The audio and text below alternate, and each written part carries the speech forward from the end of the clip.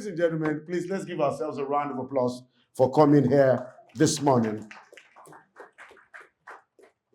For so long, we have complained in Nigeria. We have the propensity at every point in time to compare Nigeria with, what do they call it again? Sena climes. How many of you know that, hear that all the time, in Sena climes? In Sena climes, things are done well. In Sena climes, things are done appropriately. In Sena climes, people do what they are supposed to do. In Sena climes, people perform their civic duty. J. Holland Jr., the Canadian poet, says, and I quote, "God give us men. A time like this demands strong minds, great hearts, true faith, and ready hands. Men whom the lust of office does not kill. Men who possess the will and opinion. Men who have honor. Men who will not lie. Men who can stand before a demagogue in public duty and in private thinking." For a long time, we have asked for leadership. We have asked for the way we do things to change. Now, are we ready for what change brings? This is why what we've come to do here today is very germane to the existence, not just of our nation, but of our economy. Let me start this morning, ladies and gentlemen, by saying thank you for coming. Welcome to the J9C Annual Lecture hosted by the January 9 Collective, a leading network of young professionals driving thoughts and development in Nigeria. As Nigeria continues to navigate its economic landscape, tax reform plays a pivotal role in shaping the country's growth and development. The Nigerian Tax Reform Act 2025 brings significant changes aimed at enhancing tax administration, improving compliance, and boosting revenue generation. As the saying goes, taxes are the price we pay for a civilized society. This is what Oliver Wendell Holmes Jr. says. Today, ladies and gentlemen, we explore how Nigeria tax reforms can drive nation building and sustainable development. And we also ask ourselves, if we're ready, what is going to happen? How will it happen? Every time we do money transfer, do we need to write 900,000 naira amala? Do we need to describe it as night out with a beautiful lady, 25,000? What do we really need to know? What do we have to do? That is why today we have leading experts to help us navigate the realities, emerging challenges, and the road ahead. Distinguished ladies and gentlemen, it's my pleasure to welcome you to the annual J9C Lecture, and I ask that you please give yourselves a round of applause for coming. My name is Benga Adeyinka the First. They call me the GCON, the Grand Comedian of Nigeria. I've decided that every event I go for now, people must know, because if I'm going to be paying more taxes, they have to be paying more money. And one of the ways to get people to pay more money is to be very nice to them. So I'm going to be very nice by greeting everybody who is here this morning. But first, let me start by saying, Sanunku Jema, Sunana Binga Adeyinka, Serikin Dayani. If you don't speak Hausa, Ndewo, Afambo, Binga Adeyinka 1, the Ofe Manu 1 of Lagos. If you don't speak Igbo or Bokian, Elimei, Binga Adeyinka. If you are Urobo Wado, or Deme, Binga Adeyinka. If you are Yoruba, Ekaro, Oluwagbemiga Jotalo, Otai Bayomi, or Madeyinka Leminje. If you don't speak Yoruba, bonjour, je m'appelle Binga Adeyinka. If you don't speak French, du propagielorat spasiba, Binga Adeyinka. If you don't speak Russian, guten Morgen, ich bin Binga Adeyinka. If you are Indian, Namaste, Miranam Binga Adeyinka. If you don't understand any of those languages, don't worry. Just pay your taxes, you'll be okay. A man we refer to as the captain of our ship and the leader of our team. He's a dynamic leader, a strategic thinker. He drives impactful initiatives through innovative marketing communications. Distinguished ladies and gentlemen, CEO, IDCL, he leads efforts to shape narratives and drive growth. As captain of the January 9 Collective, he propels our mission, propels our vision, promotes thought leadership and development in Nigeria. Distinguished ladies and gentlemen, please welcome captain of the January 9 Collectives, Mr. Kingsley James, KJB. A round of applause for him, please.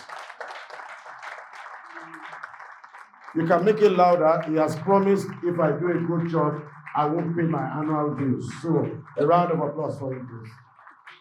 The CEO of CPPE and former DG of SCCI, Dr. Muda Yusuf. The DG of MAN, Mr. Shegun Ajari Kadri, who was here last year. I will thank you very much again for coming this year. The head of tax unit and partner at KPMG, Mrs. Elizabeth Olagere. And distinguished member of J9C, member of the executive committee, and members anniversary committee of J9C, distinguished members of the press, our esteemed guests, ladies and gentlemen. 14 years ago, a group of friends from corporate Nigeria came together with a shared vision to contribute meaningfully to the development of our nation while fostering camaraderie among themselves. This vision gave birth to the January 9 Collective, a distinguished, non-partisan group committed to national progress. Our flagship program, the Annual Anniversary Lecture, has become a platform for interrogating critical issues affecting corporate Nigeria. Over the years, we have addressed matters of governance, economy, security, civic responsibility, and citizens' rights and obligations, always in a manner devoid of partisanship and bias.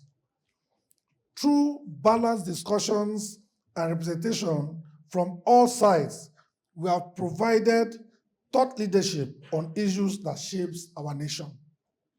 Today, we continue that tradition. I extend my heartfelt gratitude to our distinguished keynote speaker, Dr. Paul Alaje, and our esteemed panelists for honoring us with their time and expertise. Your insights will enrich our understanding and guide meaningful discourse. Introduces significant reforms in revenue generation and administration. Its impact on businesses and our collective obligation will be a focal point of today's engagement. I'm confident that by the end of this session, we will leave with a clearer understanding of the law and our roles and its implementation, free from controversies that may have surrounded its implementation or surrounded its signing. As a collective, we are committed to sustaining this initiative into the future. So to achieve this, we seek collaborations and support in every possible way. So if you are interested in either financially or intellectually or in any manner to donate your time and finances in support of this vision, please kindly reach out to the anniversary committee chair, Mr. Oyedele Okelowo, our financial secretary, who is also here, Mr. Bolari Adebayo, or myself. Will be very glad to receive your warm contribution. We also welcome members, both locally and in the diaspora, to join us in pursuing this vision. Currently, J9C has 65% of its members in Nigeria and 35% others spread across various countries globally. If you're interested in being a member, you can kindly just drop your card or name with the ushers, our mobilization secretary, Omoba Layinka Oyedeji, will contact you in due time. Permit me to appreciate the unwavering support of our wives. In J9C, we call them J9C jewels. So if you don't mind, I think this deserves a round of applause. Through my wife, I salute them all and reiterate that without all of you, it will be impossible for us to take this journey. Ladies and gentlemen, on behalf of all members of J9C Women Abroad, I warmly welcome you to the 14th anniversary of the J9 Collective. Thank you for being a part of this journey. Let us engage actively, share insights, and leave here better informed and inspired to make a difference. Happy deliberation.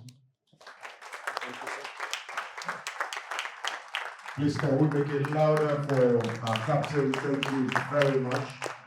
God bless you, sir. Distinguished ladies and gentlemen, if I start recognizing people who will not live here today, I see people from different walks of life. Kushenla III is represented by the Aru of Ikate Legoshi Kingdom, High Chief Olaliko Bakre. A round of applause. Oh, it's because we're in Lagos, I forgot. You don't clap for Kabiesi. If you clap for Kabiesi, you get beheaded in my village. Thank God this is not my village. Can I hear a loud Kabiesi? Our chairman, ladies and gentlemen, is a seasoned banker with nearly 3 decades of experience in technology, digital transformation, corporate and investment banking, as well as retail banking. He drives one of Africa's biggest financial institution through strategy, leveraging his expertise to strengthen the bank's position as one of Africa's finest. Distinguished ladies and gentlemen, our chairman is the CEO, Stanbic IBTC Bank Limited, represented by his head corporate and investment bank finance, Mr. Abayomi Makinde. Can I have a round of applause for Mr. Makinde, please? Thank you very much for coming. God bless you. I'd like to also welcome our leader today, who will be taking a lot from. He's a distinguished economist, entrepreneur, finance expert. He's a sought-after consultant and thought leader in his field. As chief economist at SPM Professionals, he leverages his expertise in finance, economics, and management to drive business growth. He's a fellow of the International Management Consultant Board USA and Institute of Economics Nigeria. He holds a PhD in finance from Rochford Business School. He advises organizations like Friesland Campina, Nigerian Railway Corporation, and has received several awards, including Economist of the Year 2016 and Distinguished Economics Entrepreneurship Award 2017. Ladies and gentlemen, our keynote speaker today is Chief Economist at SPM Professionals, Dr. Paul Alaje. Round of applause for him, please. Thank you very much. Now you've met our chairman, you've met our keynoter. We have a group of distinguished panelists that I'm sure once we start, we can tell people that we have PhD in taxation matters. First, let me welcome a prominent Nigerian economist and strategic communications expert. He provides insightful analysis on economic trends and policy issues. As CEO of the Center for the Promotion of Private Enterprise, CPPE, he drives initiatives to promote business growth and development, not just in Nigeria, but indeed in Africa. Ladies and gentlemen, he's a respected voice on economic matters, often sharing his expertise through media and public forums. Please, let's welcome the CEO, Center for the Promotion of Private Enterprise, CPPE, Dr. Muda Yusuf. A round of applause for him, please. Another of our panelists, and every time I look at her, I see that things are beginning to change. It used to be, blessed are you amongst women. But let me add this morning that blessed is she amongst very strong men because she's the only woman in their midst. A highly respected tax professional with extensive experience in tax advisory and compliance, she helps clients navigate Nigeria's complex tax environment. As a partner at KPMG Tax, she leads a team of experts to deliver innovative innovations and drive business growth. Ladies and gentlemen, please let's welcome Mrs. Elizabeth Olagere. Round of applause for her, please.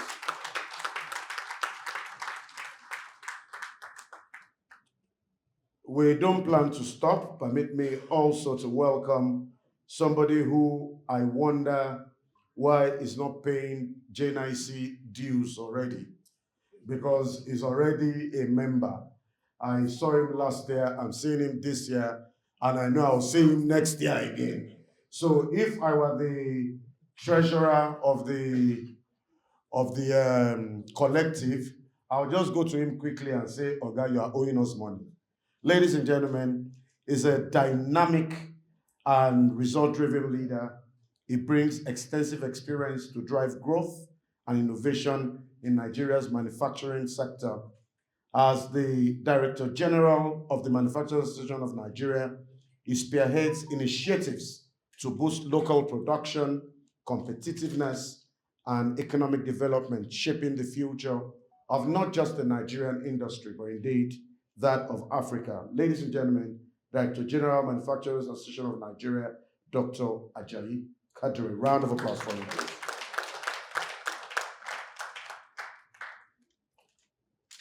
We are not done yet. Today, we plan to make you tax experts. When you live here today, you can open an office and start advising people on tax matters. Believe me, because I came with jotters, I came with a phone to record and all that. I had said I would not do individual recognitions, but if I don't do this, then generations yet unborn might not forgive me. But ladies and gentlemen, I grew up watching on TV, one of the finest broadcasters who have come out of Africa, an amazing compare and a mother to all of us. Ladies and gentlemen, the ever beautiful, ever young, ever delectable Mrs. Bimbo Roberts Oloyede. A round of applause for her, please. You're welcome. Thank you very much for coming. God bless you. Some people are going, Mama, one now, Mama, one now. We're actually related. She's my mom. If you have anything you want to give to her, I'm a financial consultant.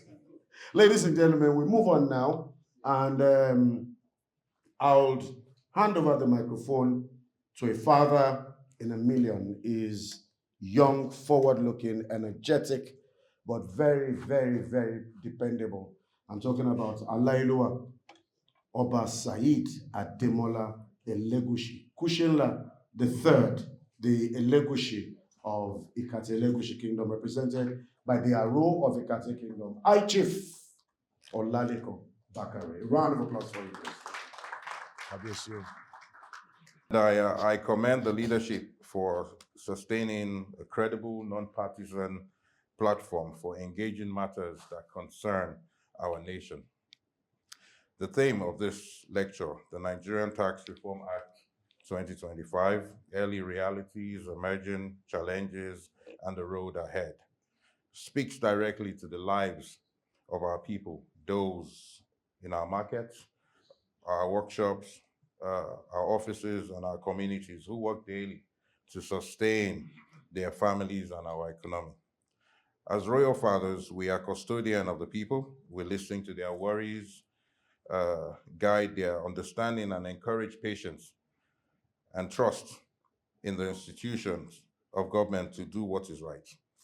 Reforms such as these are necessary for progress, but they must be explained in simple terms, implemented with fairness, and felt in the daily lives of the people.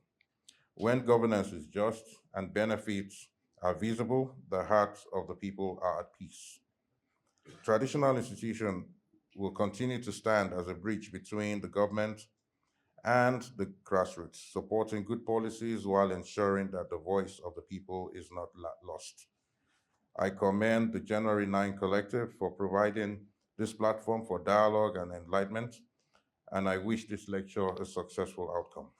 May wisdom guide our leaders, may understanding dwell among our people, and may the labor of our citizens not be in vain. May peace, stability, and prosperity abide in our communities and our dear country, Nigeria. Thank you, and may God bless us all. Aro Agbalagbaoye. Now, Thank you. a lot of us will say what came to our mind when he started talking. You won't tell the truth. You won't tell the truth. Some of you are thinking, wow, he's learned. That is what we do in Lagos. Ikate Elegushi Kingdom is a kingdom of forward-looking, educated, young people who believe in our culture and tradition. So you shouldn't be surprised when I become the Awujale of Ijebuland. Don't be surprised. Don't be surprised. And I see one architect looking at me like, what does it mean? Anybody can aspire to that stool now. And in the words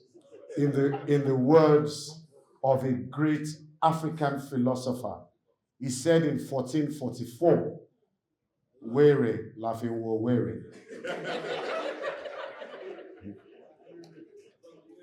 Ladies and gentlemen, we move on now, and it's important we get ready for what is to come. It's time for us to do that which we have come to do. Let's get our pens, let's get our papers, let's get our phones if we want to record with them. Please, like I said, don't be like me. Put your phone on vibrate, please. I forgot my phone was Chinese. I left it on vibrate alone. I've put it off now. But as we go on, I want you to start writing your questions. One question that is in my mind is, if you collect a loan to run a project, a lot of us collect money from finance houses and all that. Mr. Ayo, Jerry Luga, ADX, always bailing me out when I have projects. If we collect a loan to run a project and payment is stalled on that loan, how do we manage the tax? Those are questions that we should start asking. Let's start writing down our questions as the day progresses. But to shape more of our questions, I think it's time for us to listen to our keynoter. Ladies and gentlemen, one of Nigeria's finest economists, entrepreneurs, and financial minds, Dr. Paul Alaje. Round of applause for him, please.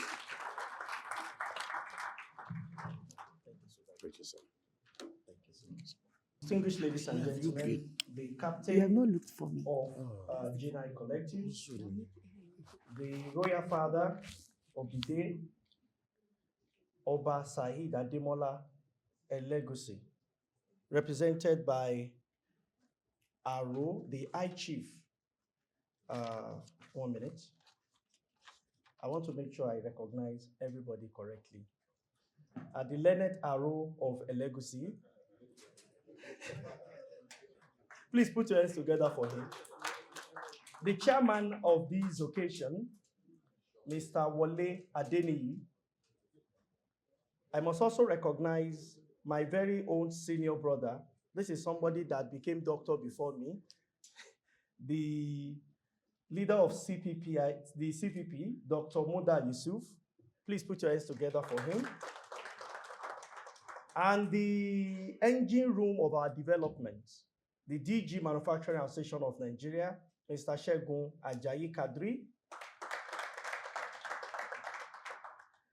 One of the persons that will guide us through this process of the new life Nigeria have adopted and chosen, I'm talking of Mrs. Elizabeth Olagberi, that's partner at KPMG. And last but not the least, my very own friend, Mr. Mukhtar, my very own friend, Mr. Mukhtar Mohammed.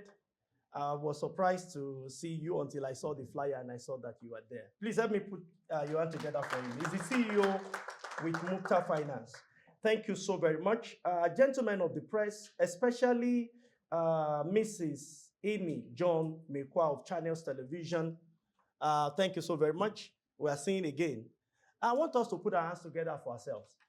You see, something that has happened over the time, I wish I'm not going to do note reading. It's a lecture.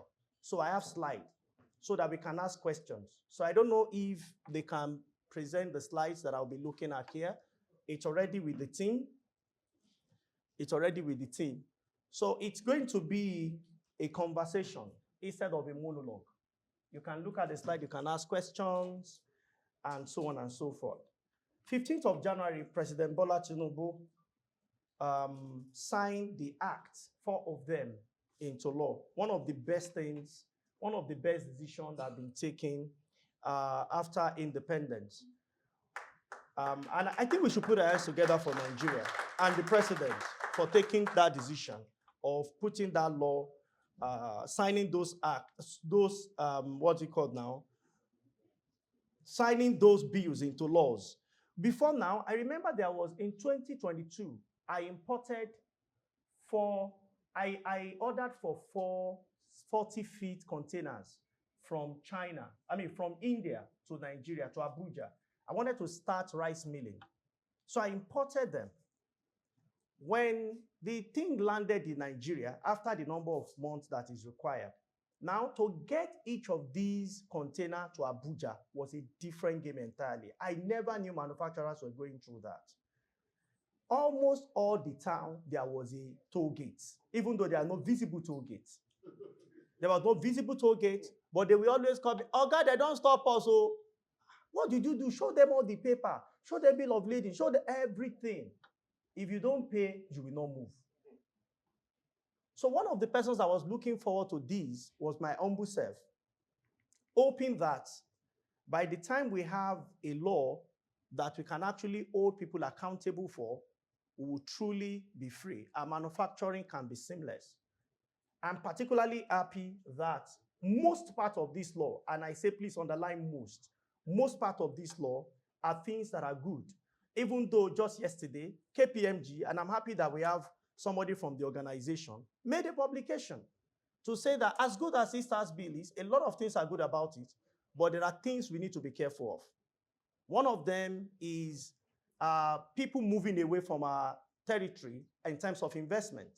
You saw when how capital market first reacted, when the capital gain tax became public, people became concerned whether 25% or 30% of their wealth will be eroded.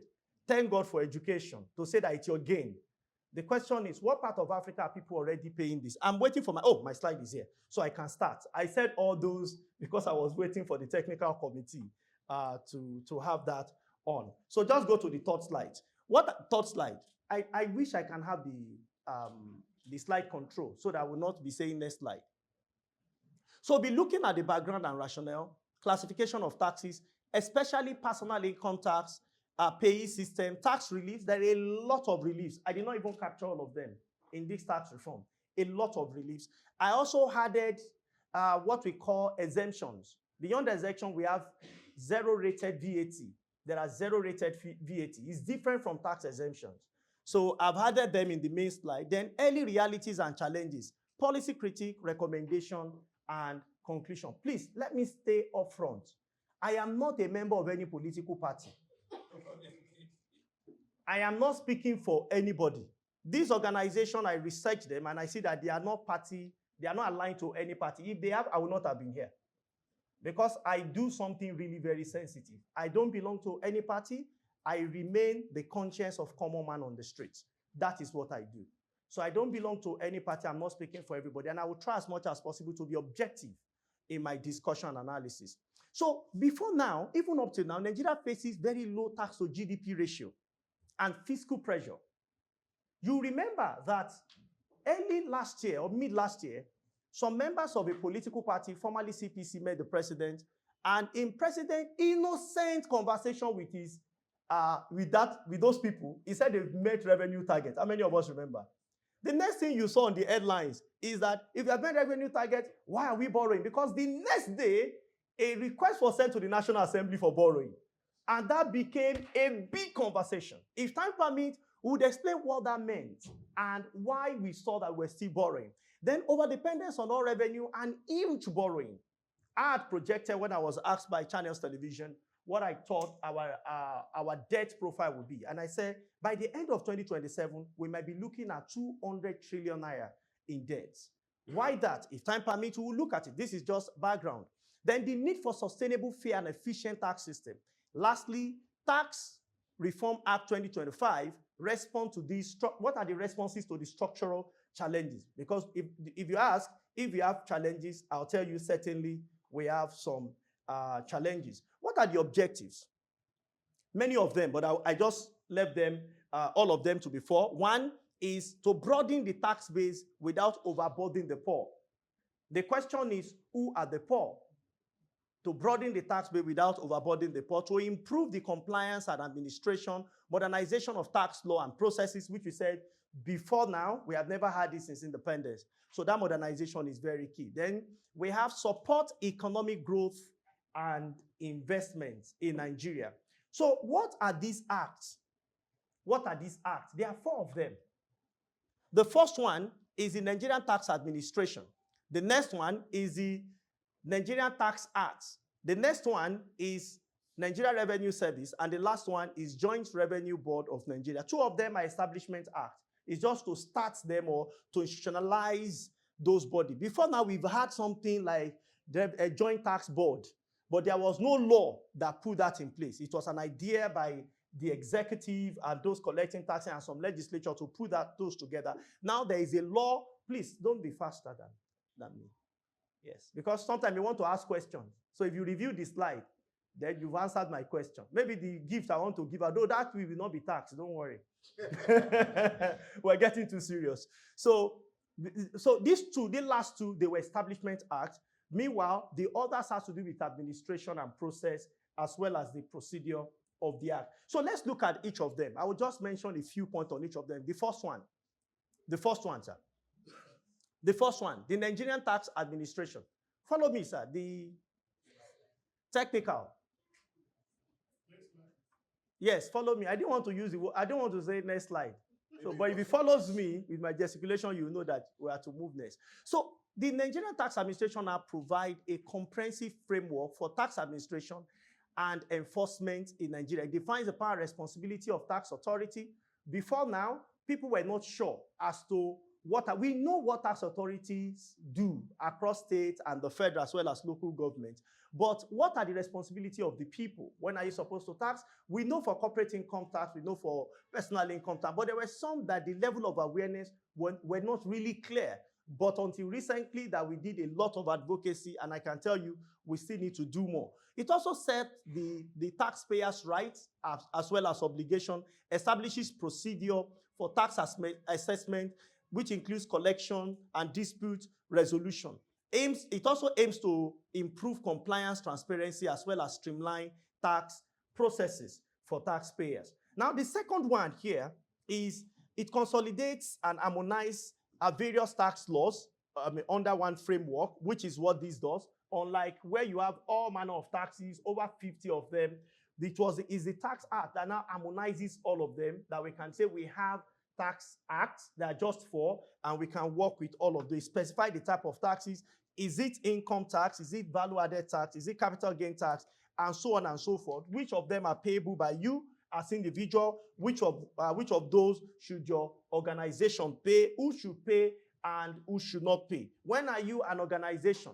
If you are paying, who are you paying to as individual? Are you paying to federal government? Are you paying to state government? Who are the people that should collect your taxes? As of when should you file, if you are to file? And what are the processes? What are the things that you need? Then it promotes consistency in tax policy and implementation nationwide. The third one here is one formally establishes, which is the Nigerian Revenue Service. Before now, we have FIRS. From the word federal, Inland Revenue Service, it appears as though it's just for federal government, even though what they do is for the nation. So from that, it's important for that to formally establish the FRS, which is now known as Nigerian Revenue Service, as a central revenue collection. It discussed what their structure, what their governance system should be, and so on and so forth. That's what the third is about. The fourth one is the joint revenue, which I mentioned earlier, that we have something like that, but it was not properly stated what it should be. So that is the organization of the body that is to coordinate collection across federal, state, and local government. It will facilitate policy of coordination, harmonization between different tax authorities, and so on and so forth. Don't worry, I will leave this slide behind. I will leave this slide behind for J9C. So maybe you should consider joining so that you can have access to it.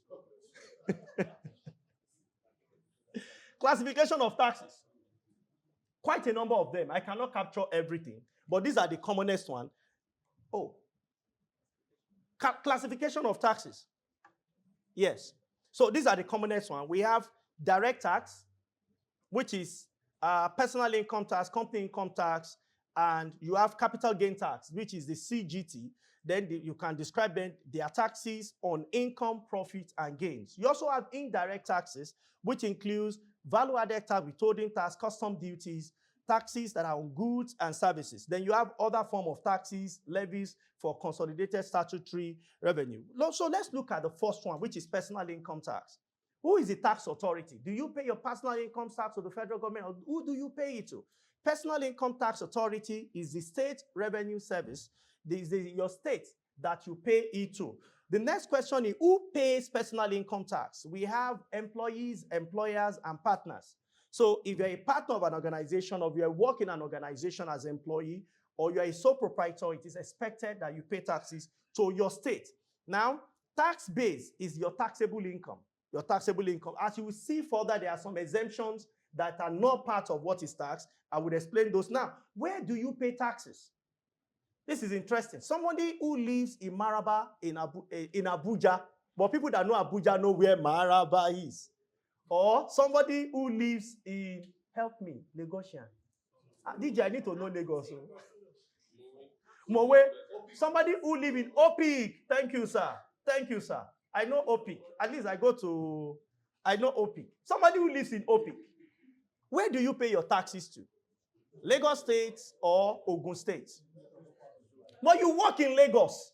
So let's say you work in Radisson, but you don't live in Radisson. You don't live in Lagos. You live in Mowe, for instance. Where do you pay your taxes? Which authority? Is it Lagos State you pay or Ogun State? Listen, you work in Radisson. You work in Ikeja. You work very close to Alausa Secretariat. Very close to Alausa. Alausa, that secretariat. You work very close. In fact, you even supply them things in Lagos State. The law says you pay a state of residence where you live. That's the organization, that's the state that you pay. It's the law. That's what it states. Then collection methods. We have payee and direct assessment. If you work in an organization as an employee, the employer is the collection agent for government. Your employer, like Stanbic, you are the one collecting on behalf of the government from staff, is deducted, then is remitted accordingly. But for partners, sole proprietor, and so on and so forth, you do direct assessment. Then government evaluates what you have said. This time, I can tell you that we now have a situation where different bank accounts are being linked with, what do we call it now?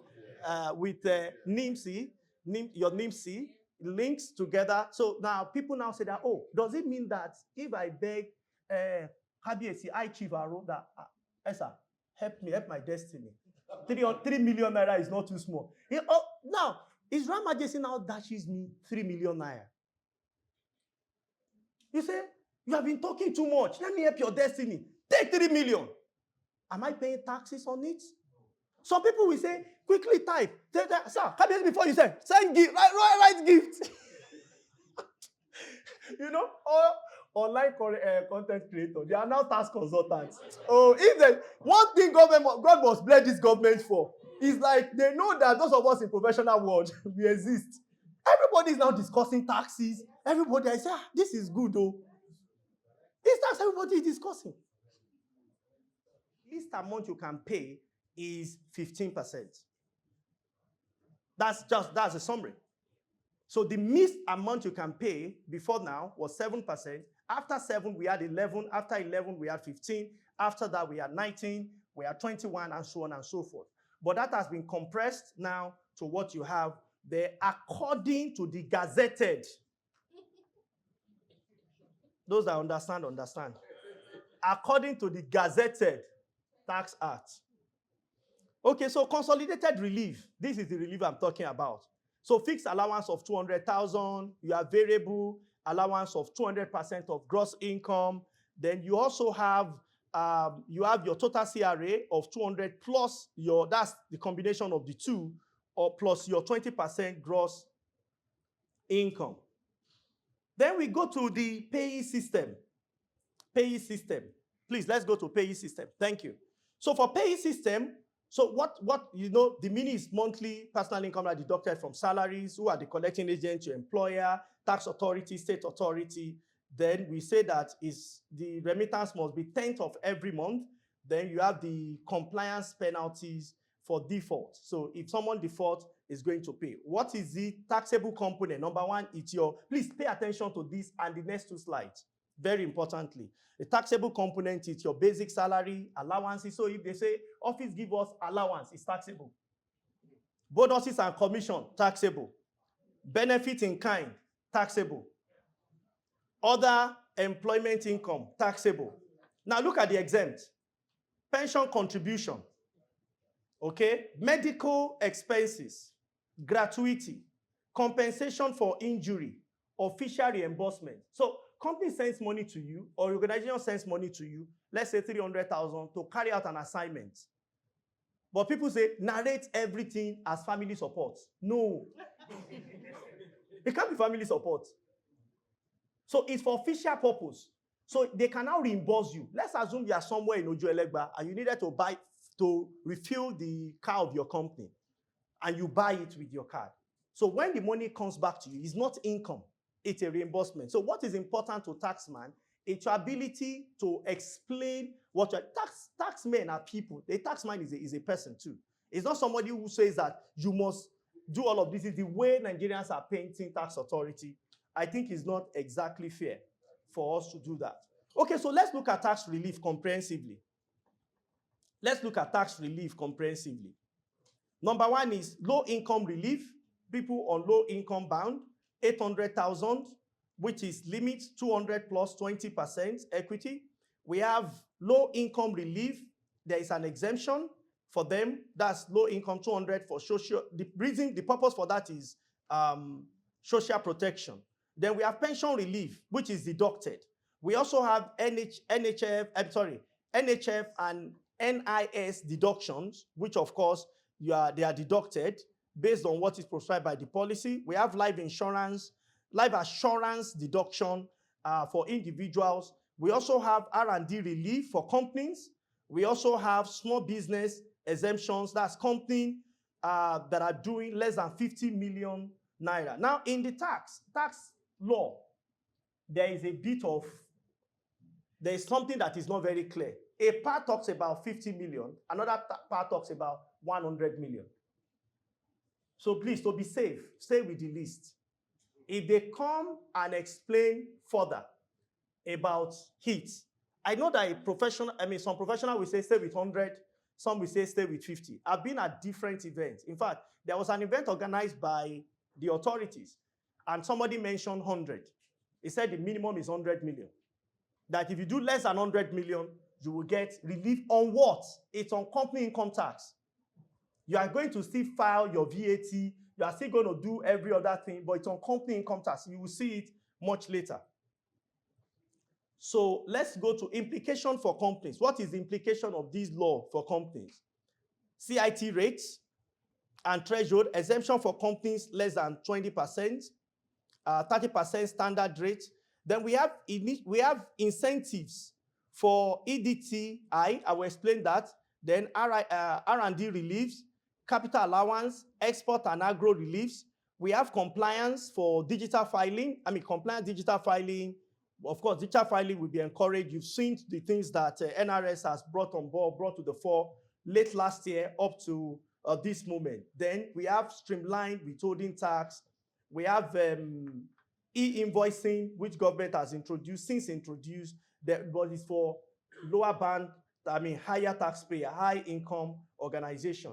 There's strong transfer pricing, the fairness, loss carry forward. Before now, if company make losses, bye-bye. But now you can bring those losses forward, you can carry them forward. The minimum tax clarification, it also supports SME simplified rules as well as exemptions. Let's look at difference between zero rated and exempt. What does it mean for a company to be zero rated? We are talking of value added tax. Because before now, most of the company is either they said you are exempted or you are paying your VAT. So for VAT rate charge, there are zero rated or exempt. So when you charge, let me first mention company. Okay, maybe I will say that in the next slide. So when we have input, what does value added tax means? It is a tax you pay on the value you have added to a product or service you are delivering. Because if you buy input, say, what's the best example now? You are a manufacturer or you produce this paper. There is a material that you need before this paper can be produced, true or false? So when you're buying that material, you pay VAT. You pay VAT on it. Remember that the material is your input. So the VAT you pay on it is your input VAT. When you now finish producing and you sell, you will still charge VAT on it. And what is VAT in Nigeria? 7.5%. Now, in 7.5 you are charging is your output VAT. So VAT you pay when you are buying, it's your input VAT. Then VAT that you write, you receive, which on behalf of government, or behalf of tax authority, when you sell is your output VAT. So let's look at it. If you are zero rated, you can claim your input VAT. Because if say you are into food production, or let's say manufacturing, an organization that is allowed, you now come to me and say, please, I'm not to pay VAT. I may not agree with you. I'll say no. Go and bring letters, go and bring evidence and all those things. Even though some people may understand. But here is it. What you do for input credits, yes, you can claim it. You can claim it, but no input VAT if you're exempt, for credit claims. So, but for zero rated, you can have your claim. Now, impact on buyers, no VAT cost for zero rated. Impact on seller can recover input VAT. It's projected. Meanwhile, for exempt, no VAT costs. You cannot recover input VAT if you are exempted. Example of zero rated VAT. So these are the example I was referring to. Number one, you have basic food item, which is number one, you have rice, beans, gari, and so on. Basic food item. Agricultural inputs, which include fertilizer, seed, pharmaceutical, essential medicine. Then you have educational material, textbooks, stationery, then exported goods sold only the ones that are sold outside Nigeria. So let's look at zero VAT broadly. That's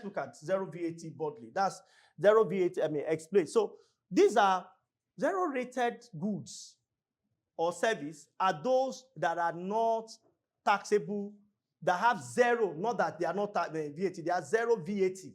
So those goods I mentioned to you in previous slides, they are zero VAT, you pay zero VAT. Not that, technically you are not paying, but it's zero rated so that you can have claim. Then the seller can usually claim back the VAT they paid on input related to producing or supplying these goods at zero rated. Then you also have that zero rated is different from exempted, where goods are not subjected to VAT at all. So if you are not subjected to VAT at all, you can't even claim. But if it's zero rated, you can make some claim, and you can also charge the VAT, and you can also make some claim. Improve clarity on PIT. Improve clarity on VIT. That's next slide, please. Early implementation realities. Yes. The free trade zone enterprise. Yes. Yes, I will discuss it. I will discuss free trade zone. Let's go to, yes. So early implementation realities. Have we started implementing these tax laws? We have. So, but what are the realities? From the time we have started, from 1st of January, today is 9th, first 9 days. What are the early realities? Number one is improve clarity in personal income tax and payee administration, higher awareness of tax obligation, initial compliance pressure on employers, as well as digital transmission challenges. Now let's take them one by one. What are the clarity? If you say that we have improved clarity, we have seen a lot of campaigns, one of which we are having in this room today is harmonized tax ban, relief, exemption. We also have reduced ambiguity in tax composition.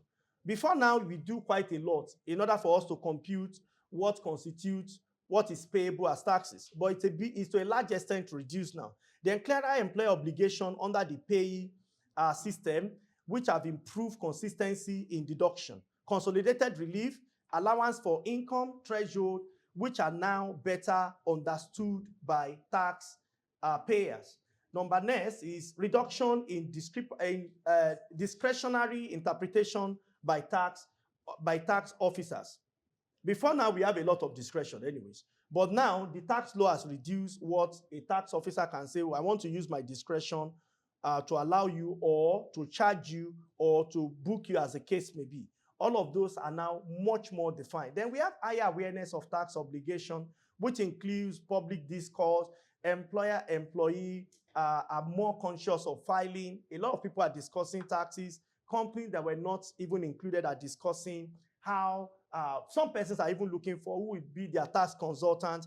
And I know that Mr. Muda's organization had also mentioned the implication of those on small businesses. I think I saw your report, was it last week or 2 weeks ago, on what it would be on small businesses and why we bought small businesses, because of the nature and size, be looking for that. So growing recognition of tax as civic responsibility, then the implication of all of this that we are definitely laying a foundation for a stronger tax compliance culture in Nigeria. The culture has been very weak. So let's look at initial compliance pressure on employers. Employers now carry higher administrative responsibility as tax obligation agents. Remember that they are the collection agent for government. Small businesses, informal businesses face adjustment challenge, which is a reality.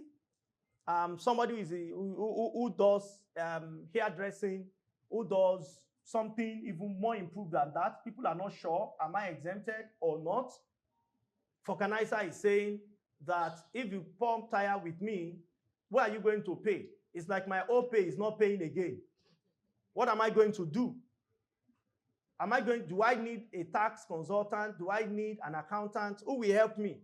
These are conversations on the street. Increased cost-related payroll system. Then we also have the general implication is that short-term pressure is expected, but long-term efficiency gains are definitely achievable. Then let's look at digital transformation challenge. This is a major challenge, a very, very major challenge. Apart from the fact that I doubt if we have capacity based on the number of businesses we have in Nigeria. Central Bank revealed that 90% of the businesses in Nigeria are SMEs, according to Central Bank of Nigeria.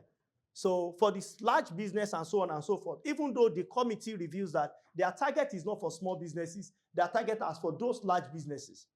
But you will be shocked as to how many businesses are doing turnover more than 50 million, more than 100 million. You will be shocked. I don't want to ask the banker to tell us, but they can tell you.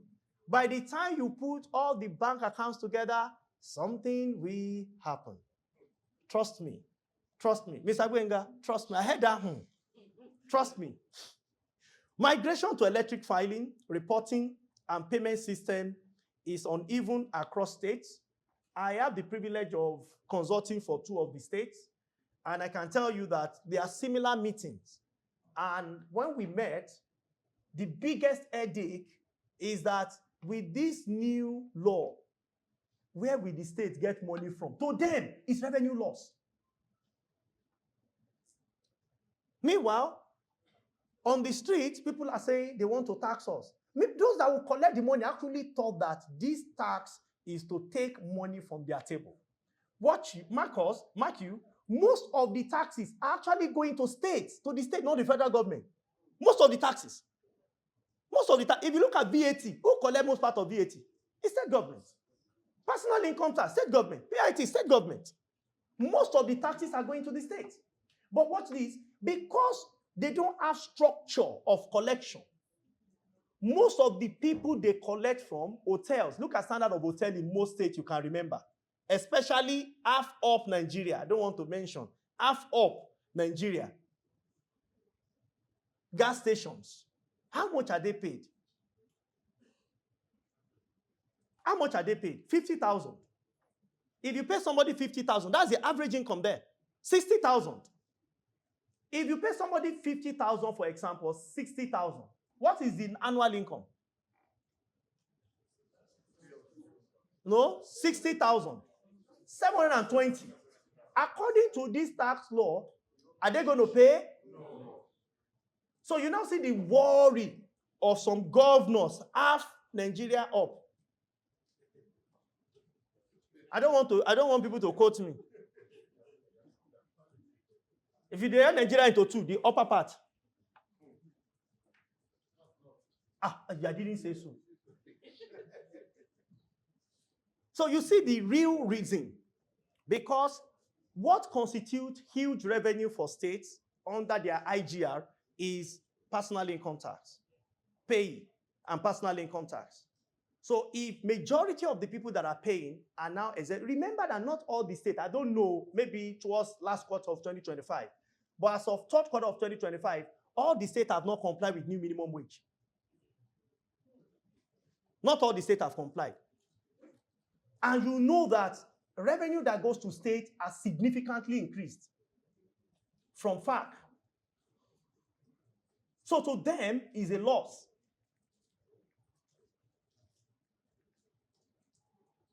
So we have capacity gap in ICT infrastructure and trained personnel, you know. We also have small taxpayers, especially SMEs, facing digital literacy constraints. Implication, without adequate support for digitalization, we might have a big issue regarding compliance. We might have very big issue regarding, and I'm happy that Mr. Zach, the tax chief of Nigeria, have said that this tax law may take a while before they fully implement it. I think that kind of confidence is what many Nigerians need to understand.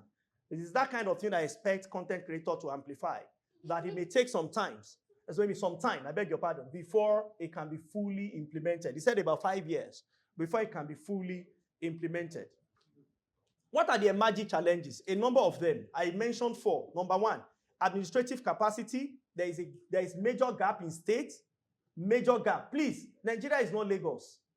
Lagosians, don't say because everything is looking correct in Lagos. I can tell you of at least 21 states that have major challenges in terms of administrative capacity. Major challenges. Then compliance costs on SMEs. Mr. Muda, I'm sure he would mention it because it's part of his organization's report. It's a lot of concerns for SMEs. We also have public trust and governance concerns. When you collect this money, are we sure you will use it well? That's our problem. We will use it well. Wait. You told us you want to ban dot in A, B, C. Band A, electricity. You said we will have light. 24 hours to 20 hours. Have you had it? Just pray that it will not rain. If it rains, there is no band A again. Light will go off. It will go off. So Nigerians are wondering, will this promise be kept? What can we do? I will discuss it. So compliance, trust, public trust. The president seems to have high energy for making some unique reforms that many presidents have shied away from, which include subsidy removal, unification of Naira. They are not without its cost. And from his popular clips, I understand. He understands. The same with this. But we need to do more, especially at subnational level. We need to do more. If certainly this must, if for people must support or people's concern, government can say, truly, we are going to invest this money properly. Then we also have digital infrastructure limitation. To a large extent, it's a major challenge. It's a major challenge because according to the law, you will need digital infrastructure to implement the law we have. It's not going to be manual. You will need infrastructure to do it. So let's look at administrative capacity. Many states' revenue service lack adequate skilled staff, technology, unified system to enforce reform. It's a big challenge for states. Number two, you have SME compliance. Small businesses may be exempted from tax, but registration, record keeping, and so on and so forth. So who will keep the record? You are telling small businesses technically to employ 1 or 2 more persons. Can their revenue pay for this service? Can they afford to hire Mr. Mukhtar? If a small business, Mr. Mukhtar, if a small business were to hire you, how much would you charge? God bless you, sir. Can they afford to hire him for 1 year? 5 minutes to go? They are charitable. Because I don't want to pay tax. I have more to say. I've only done 2/3 of my presentation based on where I am. So I may have to jump. I will just explain broadly. Let's go to slide 33. Slide 33. We look at policy critique and look at indirect tax may still be regressive. One of the arguments for this tax reform is that we want to leave regressive tax to progressive tax. But if a rich man buys a bottled water, please, can you help me with that bottled water? A rich man buys this bottled water, and let's assume the VAT of what VAT is 7.5%, and a poor man wants to buy the same water. It may not necessarily be this water. How many percent will they both pay? So is that progressive? You will drink water on its level. Is it really progressive? We need to ask questions. So we also have implementation capacity, which have been formalizing the burden, investors' uncertainty. That comes to you. This is where we now come to you. So if you don't mind, if you can go to slide 37. You are the one that said I should jump, sir. Yes. I'm only asking how high. Don't worry, I'm not a comedian. Changes such as replacing pioneer status, which we have before, with new initiative uncertainty, which includes investors may now delay decision in seeking more suitable environment until policy clarity improves. One of the things, I know I was in a town hall meeting when the team you asked of, which is, what do we call them now? Free trade zone, asked, because they were tax exempt, but they are no longer tax exempt. Absolutely. In absolute term, yes. In absolute term. So, not fully, because there's percentage of your turnover, which I think will be considered before you can be said to still enjoy what you had before or what you don't have. So the tax law also try to protect Nigeria so that people don't come to Nigeria and not pay any taxes, bring 1 or 2 things, which I support to a large extent. But if you must do it, then it must be that it truly represents what you are doing in Nigeria and the component represents Nigeria. So it can be truly called free trade zone, which is obtainable in the UAE economy I've studied largely also. So what are the policy recommendations? These are the recommendations.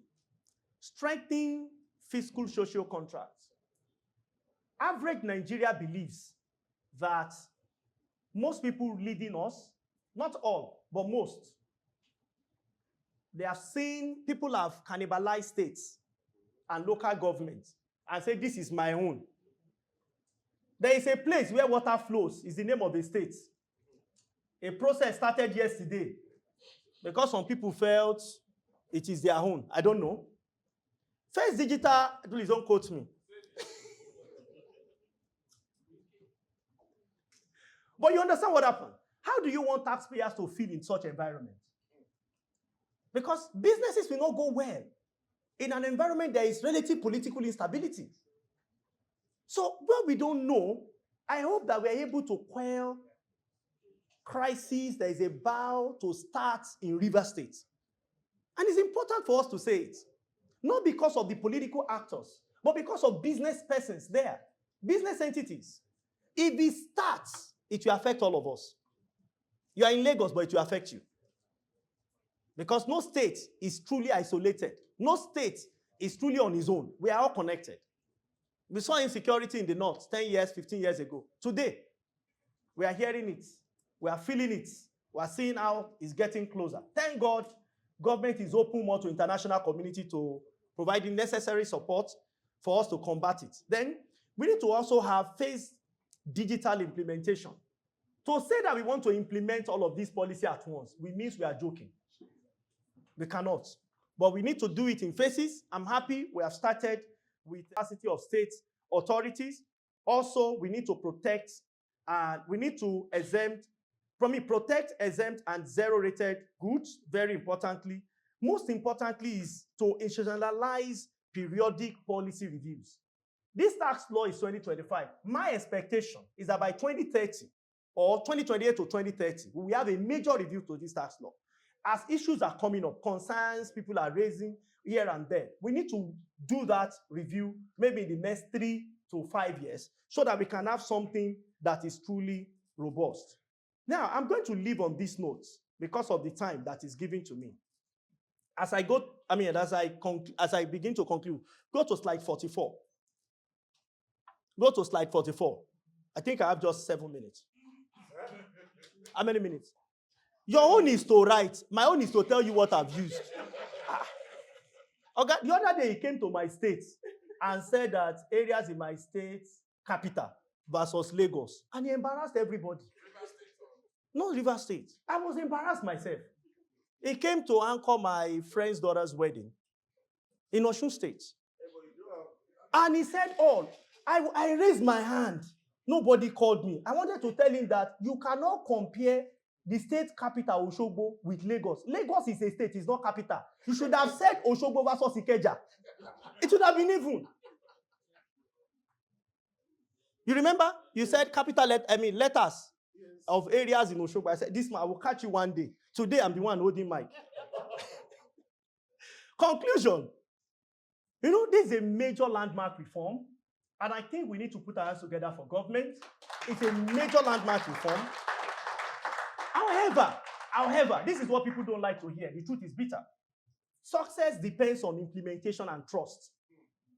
We need to ask state government and federal government questions.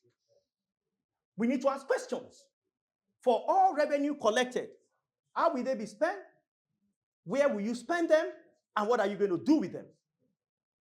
That's the truth. Then balanced tax can drive inclusive growth. What is important is continuous reform is really very essential. I will leave us on this note. Please know that tax planning is different from tax avoidance, is different from tax evasion. Anywhere in the world, it is crime for you to evade taxes. But it is wise for you to plan your taxes. I'll give you an popular American. The man was recently in Venezuela. The man sent us congratulations message on New Year. Christmas. I don't know his name. But you know, people criticized him that he's not paying taxes, this and that. And the man said, no, it's the law. I'm doing tax planning. Now that leads me to the question you asked about borrowing. If I borrow money from your bank, 10 million naira as individual, that's the money that came to my account. Is it taxable? It's not taxable. It's not taxable. If I borrow money from you. Now, if my business borrows money from you, there is what we call earning before interest and tax. So before I proceed in that calculation, those that are accountants will understand me. I first need to remove debts. I mean, what's it called now? Repayments. I need to remove interest. I need to remove it before I now come forward to see what level, what amount will be taxed. But so many people need to understand, and I think J9C, you need to organize even more awareness program to support the state and federal government. If you borrow from family and friends, is it taxable? Is it taxable? It's borrowing. See, you cannot pay taxes on loans. You cannot pay taxes on borrowing. Let me also shock you. Do you know that you can lend to your organization? Hello? But you'll be charged. Huh? I'm balanced. I'm in the middle. So please, I would, for those of us that do not so small business, but not so large business, the middle class, you need to have very, very smart consultants. For many of them, they are in Nigeria. They will not teach you how to evade taxes, but they will help you with your tax planning, such that you will not be paying what should not be paid, and you will pay what should be paid. I don't know if that has helped someone. Because the man in America was asked, have you been paying your taxes as at when due? He said, nobody pay taxes on loan. I live on borrowed life. And people wonder, what is he borrowing? Huh? That Elon Musk is a classical example that uses, listen to Elon Musk's example. Please listen to Elon Musk's example. Somebody said Elon Musk, classical example. But you see, for me, it might not be so applicable to Nigeria. And I will tell you why. Why it's not applicable to Nigeria is that, please listen, why it's not applicable here is that in America, interest rate is very low. Maybe 2, 3, 4%. Tax rate is higher than interest rates. So you can stand up as the owner of Twitter and go take your shares in Twitter to the bank and borrow money. Yes, you can. I can take my shares that I have on the exchange to borrow money and present the paper. Yeah. So you can take that and say you want to borrow money from a financial institution. Sir, if I have a share with you, your company, can I present it as my collateral? Of course. In Nigeria, yes. Plus, please listen. Please listen. Please listen. This may help someone. Now for him, when he presents such, they lend money to him. He borrows money from them. What is he paying back? Is any money, is using the money to pay back money he borrowed. It's not income. So, but what economists are particular about is which one has lowest cost. The cost of taxes, which is a cost to you in the long run, or the cost of interest. To him in America, the cost of taxes is higher than the cost of interest. In Nigeria, bank, 33%, 20%, 25%, 30%. So which is better, taxes or bank? Well, you will answer the question when we meet next time. Thank you so very much, and God bless you. Thank you.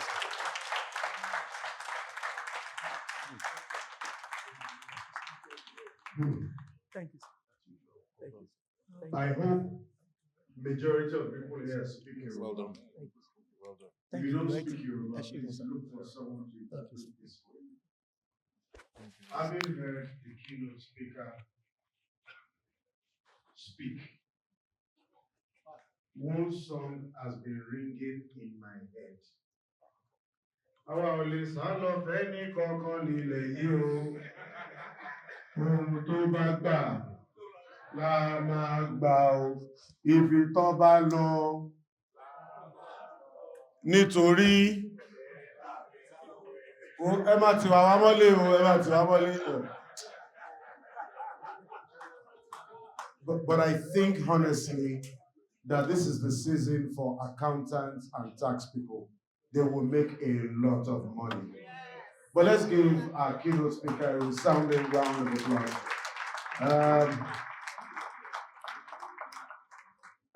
The keynoter did about 40 minutes. Let's give him a round of applause. One beautiful lady sitting down there has been trying to bribe me all day, smiling and saying, how long do we have? How long? Madam, you have 45 minutes, whether you like it or not. Ladies and gentlemen, let's quickly run to our panel session. But please, I've started getting questions. If you have questions, put them on your sheet of paper and please send them forward so that we can pass them on to the relevant authorities so they can attend to them when we're done. Let me start, ladies and gentlemen, by welcoming to take center stage the captain of this session, the beautiful, intelligent, charming, seasoned journalist and skilled communicator rather, Miss Ini John Mekwa. A round of applause for her.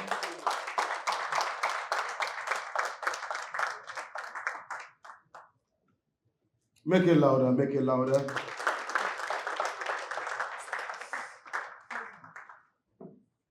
Visionary financial experts with a passion for innovation, trusted voice in Nigeria's fintech ecosystem, Mr. Mukhtar Mohammed. A round of applause for him.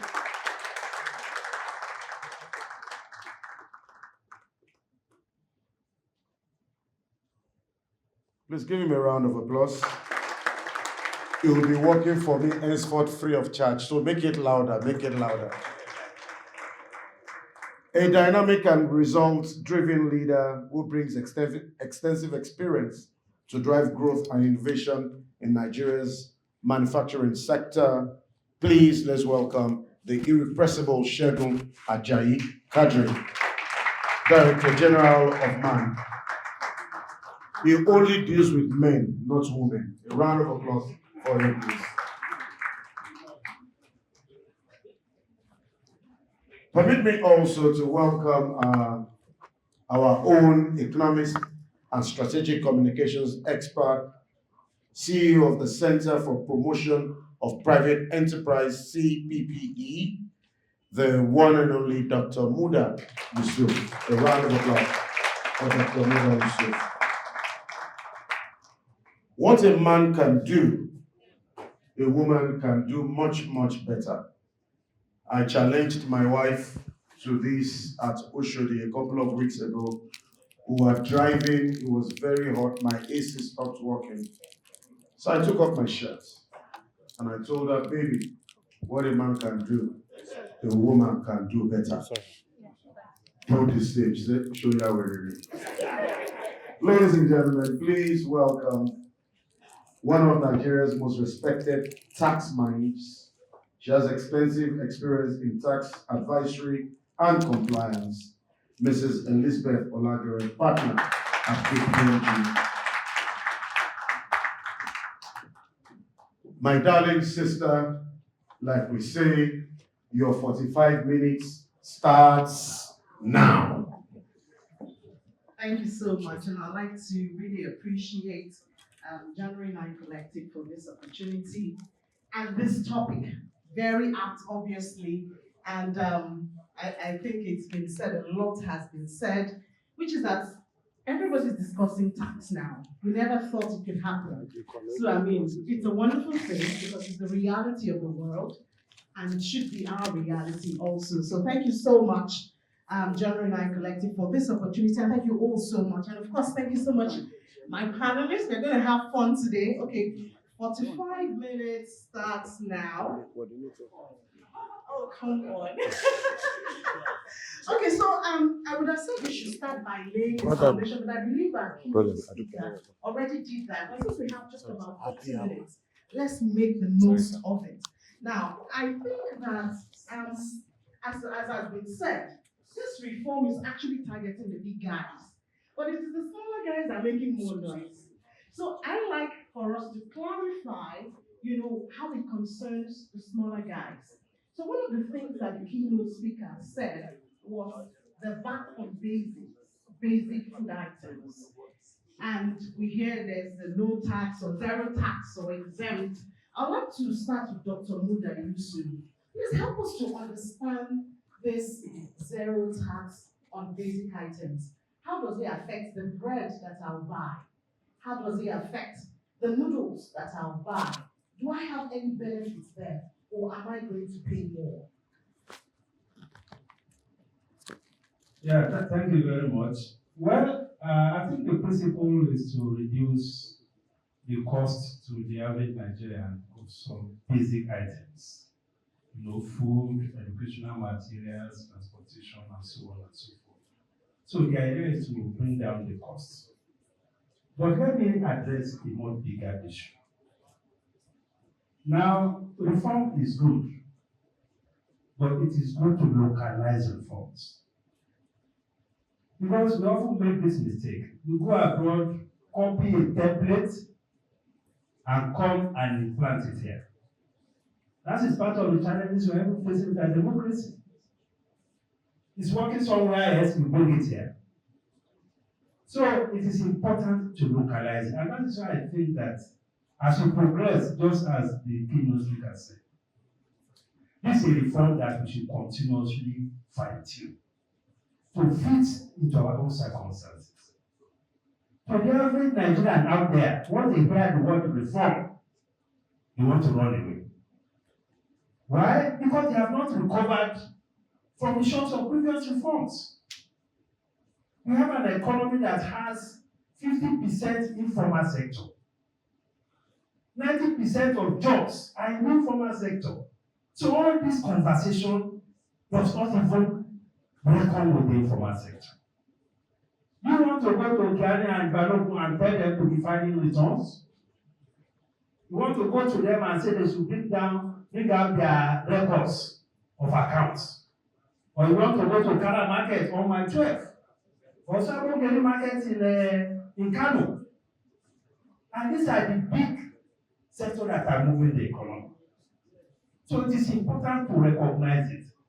Now you say we don't file returns. Everybody will not mind where you are. If you don't file returns, there's a penalty. If you don't keep your books, there's a penalty.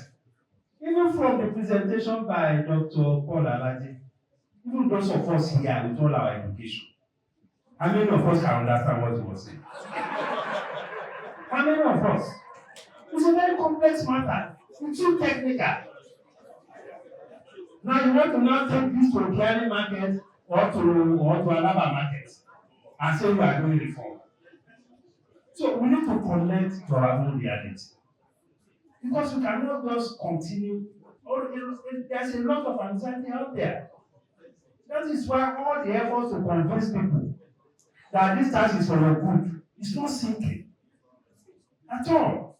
Because the reality is completely different. Then Paul Alandi talked about tax planning.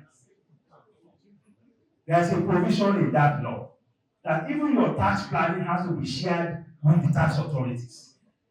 What kind of law is that? The tax planning is to manage your own tax. In the same law, they are saying that it has to be shared with the tax authority. Is that not a contradiction? So there are so many issues, there are so many concerns around, and there is the issue of these banks reporting transactions. As an individual, if your transaction is 25 million and above, the bank has to report it to the tax authorities. We have been assured that this is not going to, they don't want to tax your account. And yet, you are saying that the bank should be reporting your transaction to the tax authorities. What is the purpose? So you can see where the fears of people are coming from. So people told me there are small businesses Money of the money that pass through their accounts is not their money. Maybe you are a contractor, you are building for somebody, the money for gravel, the money for the carpenter, is passing through your account. Now the thing hits 25 million. Then you get a call from the tax authority that your account is also, can you come and explain? I mean, this you should manage these things very, very carefully. We are in the implementation phase. That is why we have to be careful with the way we implement. And this is a pre-election year. Those in government have to be sensitive to this. Let me stop there so that others. Dr. Yusuf, we're always talking to the heart of the average man. But let me come to Elizabeth now. They say you guys are going to be making more money now. Because more people will need consultants and all. And I think it was just yesterday, KPMG warned us about capital flight. Now, Dr. Yusuf also brought out the issue of the process of even getting into the system. He talked about the traders at Okeari markets and all of that. Perhaps you can tell us, for a small business, who needs to get formalized, who needs to stay on the right path of the law, what should we be doing? And also touch on the risk of the capital flight. And I know you talk about enlightenment and all of that. So tell us, I think we saw that at the capital market. We lost about 4 trillion naira in one day. So help us manage this expectation and what you think can be done. Thank you very much. Good afternoon, all, and thank you once again to J9C for having me on the panel. I think there's been a lot of apprehension, which is just fully validated because of tax as the social contract of trust. So there's been a lot of panic as to what exactly will this tax reform act mean to me as an individual or as a company. But if you really look and deconstruct this tax reform act, you see that there are quite a lot of benefits that have been introduced in the act.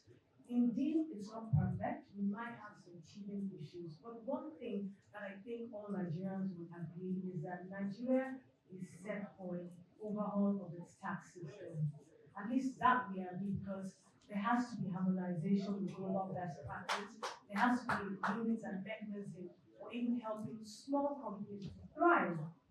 So to this question you asked, I think one of the key reasons why this tax reform act was enacted was to ensure that shared prosperity is embedded within the law and that the vulnerable are protected. So our panelist, our keynote speaker, had talked about the threshold. So small companies that have a threshold of 100 million in their turnover are exempted from all taxes. They will be exempted from corporate income tax, they will be exempted from VAT withholding tax, and then this also means that, back to the question you asked, that they will be outside the tax net for filing purposes. Information may be collected on them, but for the purpose of filing, they'll be exempt.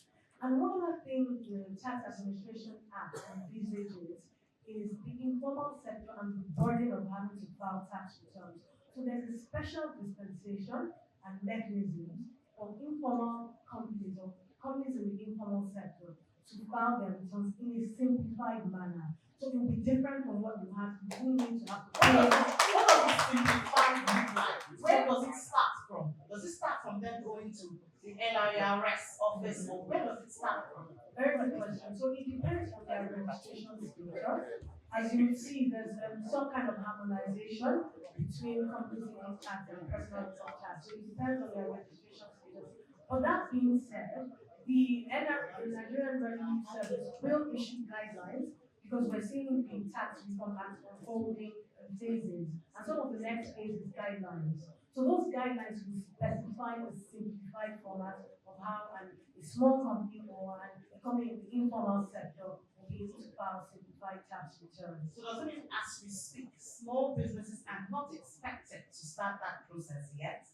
So as we speak, first of all, if your turnover is 100 million and below, and your net asset is 250 million, you are exempted from tax. You're not doing filing. You're not filing, you're not charging VAT, you're not deducting withholding tax.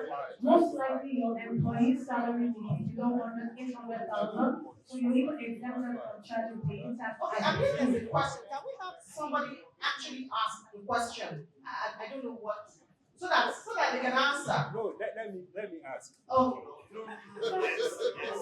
Okay. No. We'll use our time. Don't worry, it's within our time. We'll leave. Okay. Have you asked? Now, according to the Tax Administration Act, everybody, even when you are exempted, you are expected to file it. Those who are exempted, the Tax Administration Act, that's what it says. So there's going to be a simplified process, and that simplified process will issue the guidelines. Okay, I think she's saying that it's not like you will not have to file, but as we speak, the simplified process has not been shared.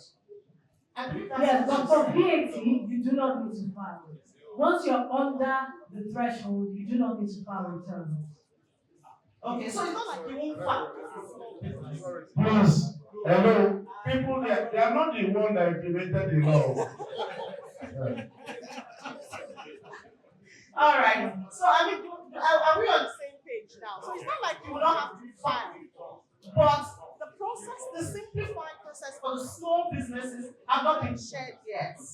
I mean, that's what she's saying. Yeah, so currently in the informal sector. All right. For the audience, Okay. from January to June, This one is. this is for the audience and as a tax consultant. From January to June, your turnover is less than 50 million. You've not been filing. Like I mentioned, the law somewhere says 50 million, in another part says 100 million. So sorry, I wanted to say that. I'm sorry. Because I spoke to Mr. Oyedele about that, and he told me 100 million. That's just what I wanted to say. That is what he said. But the documents that you will be facing, listen. When people go to states, is it one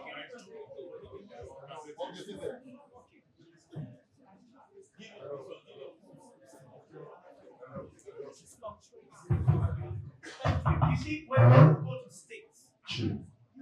people go to states, we should run a system that you don't need to talk to an individual. We should run a system that you don't need to talk to an individual before the policy is implemented. I'm saying that the provision, part of the provision in the act, somewhere is 50, somewhere is 100. Yep, I'm going somewhere. If you do, that's the challenge, but I will not talk about that. I will not talk about that. Now, if you do a turnover, let's assume 100. If you do a turnover of less than 50 million, and you know that last year you didn't go up to 100 million, and you do 50 million, and you have not been filing anything, by November, you just got some inflow that took you to 100 million, let's say 102. The question will be, would you now tell tax authority that you have not been filing because it's only in November that the inflow came? I hope you understand this in there. Because you cannot predict as to when your inflow will go above 100. And once you are above 100, you are expected to file returns and even declare, to remit the withholding tax for the businesses. So if you were to advise clients, would you tell them that don't file at all? And when that happens, how will they defend it? Thank you. Okay, thank you for that. So there are two issues. The first issue you brought up is the discrepancy between the 50 million and the 100 million. You are indeed correct. So we had a version of the Gazette where in the Tax Administration Act you had 50 million, in the Tax Act you had 100 million. Then another Gazette, which was a harmonized version that was then signed by the president, then has the 100 million. The intention, which was the harmonized version, was the 100 million. So that 100 million is what has been taken as the threshold. Now, while the law has exempted you from filing VAT returns, there's still a voluntary compulsion that you can do. If you do decide, like the scenario that you mentioned, that you want to file, or if you have the inclination that I am going to reach 100 million, then by all means you can proceed to file because you have that option to compel to file as well. All right, so I think we need to move on because is that okay? So I think that is on. Just to remind you. Is it on? Okay, yeah, it's good. So I want to start with the manufacturers. The manufacturers are the engine room of the country, and yet it seems like the whole burden ends on you. I want to know if it's 9 days. I don't know if it's too soon to ask. I mean, the topic talks about the emerging challenges and the early stage and all of that. Have you started seeing this? How is it affecting you? What are your expectations to all of this? So thank you very much. I think the tax is well intentioned. I don't think there should be any debate about that. Many of our tax laws date back to pre-independence, and I can tell you they have been unhelpful. My background in manufacturing, there is no manufacturer in Nigeria that is paying less than 63 taxes a year. It ranges between 63 to 120 in some states. So this tax law is a blessing to us because it brings it less than 10, and you can predict. One of the most terrible things for a manufacturer is to be unpredictable. The exchange rate now is hovering between 1,400 to 1,500. It's high, but because we can predict, we can plan, we can project, and you can calculate your loss, you can expand, you can scale, you can introduce new brands. So, but new tax has guaranteed that. And I'm not unduly worried about the challenges that people are having with it. I'm excited about it because it's going to make government accountable. I believe why we are all worried is about the deficit trust that government has, which is justified. You can see government spending irresponsibly. And so you ask me to pay tax. So I think what we should do is pay your tax, and then you'll be able to demand from government what they need to do. The tax provides that you are going to have information, a dashboard, while you'll be able to know what is coming to your local government. So you can go to your local government and your state and say, look guys, you have earned this much, and you are expected to do this. So as people, we should not be helpless as citizens. For manufacturers, I can tell you straight away, most of the challenges we are facing are being addressed in these laws that we have. Most of our members are SMIs, and so they won't have to pay withholding tax, VAT, and I think that is fantastic. Now, manufacturers are taxpayers. So the people that are quarreling with this thing are people who have been evading tax, and they are useless. Nigeria must make people pay. If you are richer, you pay more. If you are a medium scale, there's no Nigerian who has been paying his tax that will pay more than he paid in 2025, in 2026. That's the truth. It's incontestable. So I don't think anybody should have any hang-on about the progress that we are making. What is critical is for us to be able to hold government accountable. You cannot have a situation where lawmakers or government people are not paying tax, and then you expect the common man on the street. Have you seen taxpayers pursuing women that are selling plantain and so on? That is going to end. The states right now are aligning their taxes, and that's why manufacturers are interested, because they retail our products. They are aligning taxes across the country so that they will be able to conform with the federal act. Many states have done, I think Ekiti has done, Zamfara has done, and this is gradually growing so that we have uniformity that allows Nigerians to be able to enjoy the food. The rich should pay more. There is, and last close with it. I know an individual who has 2 limousines. And the tax that I'm paying is more than his own. If you added my salary from when I joined MAN up till now, we can't buy 1 limousine. So you must be accountable. If you are earning more, you pay more. If you are earning lower, you pay lower, or you don't pay at all. That's what it is. It's too low to buy them. But I want to ask, in reality, because I mean, Dr. Yusuf has said it, even the keynotes also indicated that I mean, the juice of all of it is implementation. Unfortunately, in Nigeria, we do have a lot of laws, beautiful laws that are supposed to give benefits to the people. But when it gets to the implementation, either there are leakages or some people have called it the lack of political will. Do you see this going through as is written in the gazetted copy of this law? Yes, honestly, what my organization has done, and I advise every other person to do, we are setting up a help desk.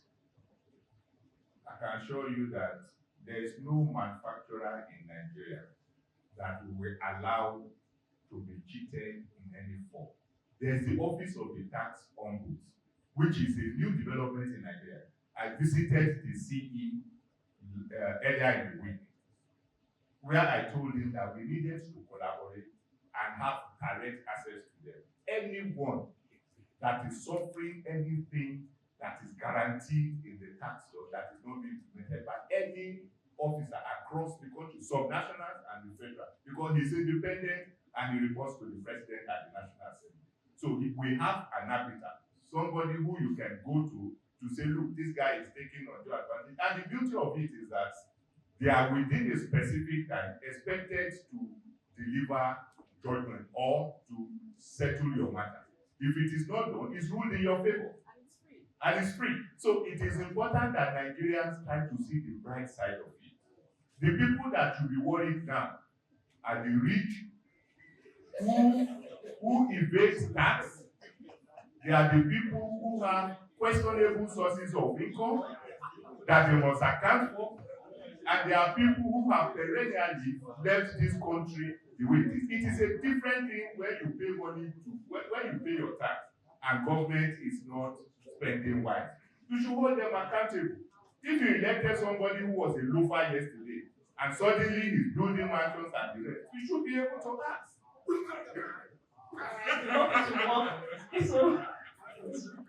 Sorry, Mr. Makinde, please, I do have a question for you, and I hope that you will oblige us some of the questions that have been raised. But before I come to you, Mr. Mutter, we know, I think that was it October, September, when over 4.6 trillion naira was taken out of the market because of fears, CTG or CGT and all. Looking at it from an investor's point of view, we've been assured that the new law actually gives more relief and all of that. But what have you seen in practical terms? Because you're going to be talking to your clients and advising them, so what do you see? What do you expect? Yeah, thank you. The first thing I see is there must be clarity in the tax law. If there's no clarity, then there's a challenge. Whatever we're having now is because of lack of clarity. And this clarity is largely driven by the tax implementation committee. It's more or less like you are building a house, you are asked to have a fire extinguisher in the house. So that in case there is fire, you will now use the extinguisher. But in this case, what you see is that when there is fire, they will now run and come and explain. Like you said about the capital market, it was when the fire came and they saw about 4 trillion lost within a month. The taxman came and started explaining details. Before then, nobody knew whether the pension funds, institutional investors are exempted from taxes. So you must bring clarity to the table if you want full implementation. When there is no clarity, then people will take advantage. And like they said, you can succeed in tax avoidance. It's only tax evasion that you can charge for. So when you don't give clarity, that is the first challenge. Then secondly, what we've seen in the tax law is like the capital gain tax. You deliver a child in 9 months. You took 9 months to deliver the child, and you're telling the child to work within 2 months. What am I saying that? The capital gain tax will be 30%. You are not even starting. This is a sector that you've not had that, and then you are not bringing it, and you're starting from 30% as startup point. That for me is a big challenge. Now, people will say, oh, does that help the capital market? Oh, what has role that the capital market has played? As of today, the capital market contributes about 50% to the GDP. And going forward, they may be contributing to 70% to 80% if those big listings that they're expecting does happen this year. Now, it's a sector that are largely driving foreign investment into Nigeria, especially in the area of stabilizing our exchange rates.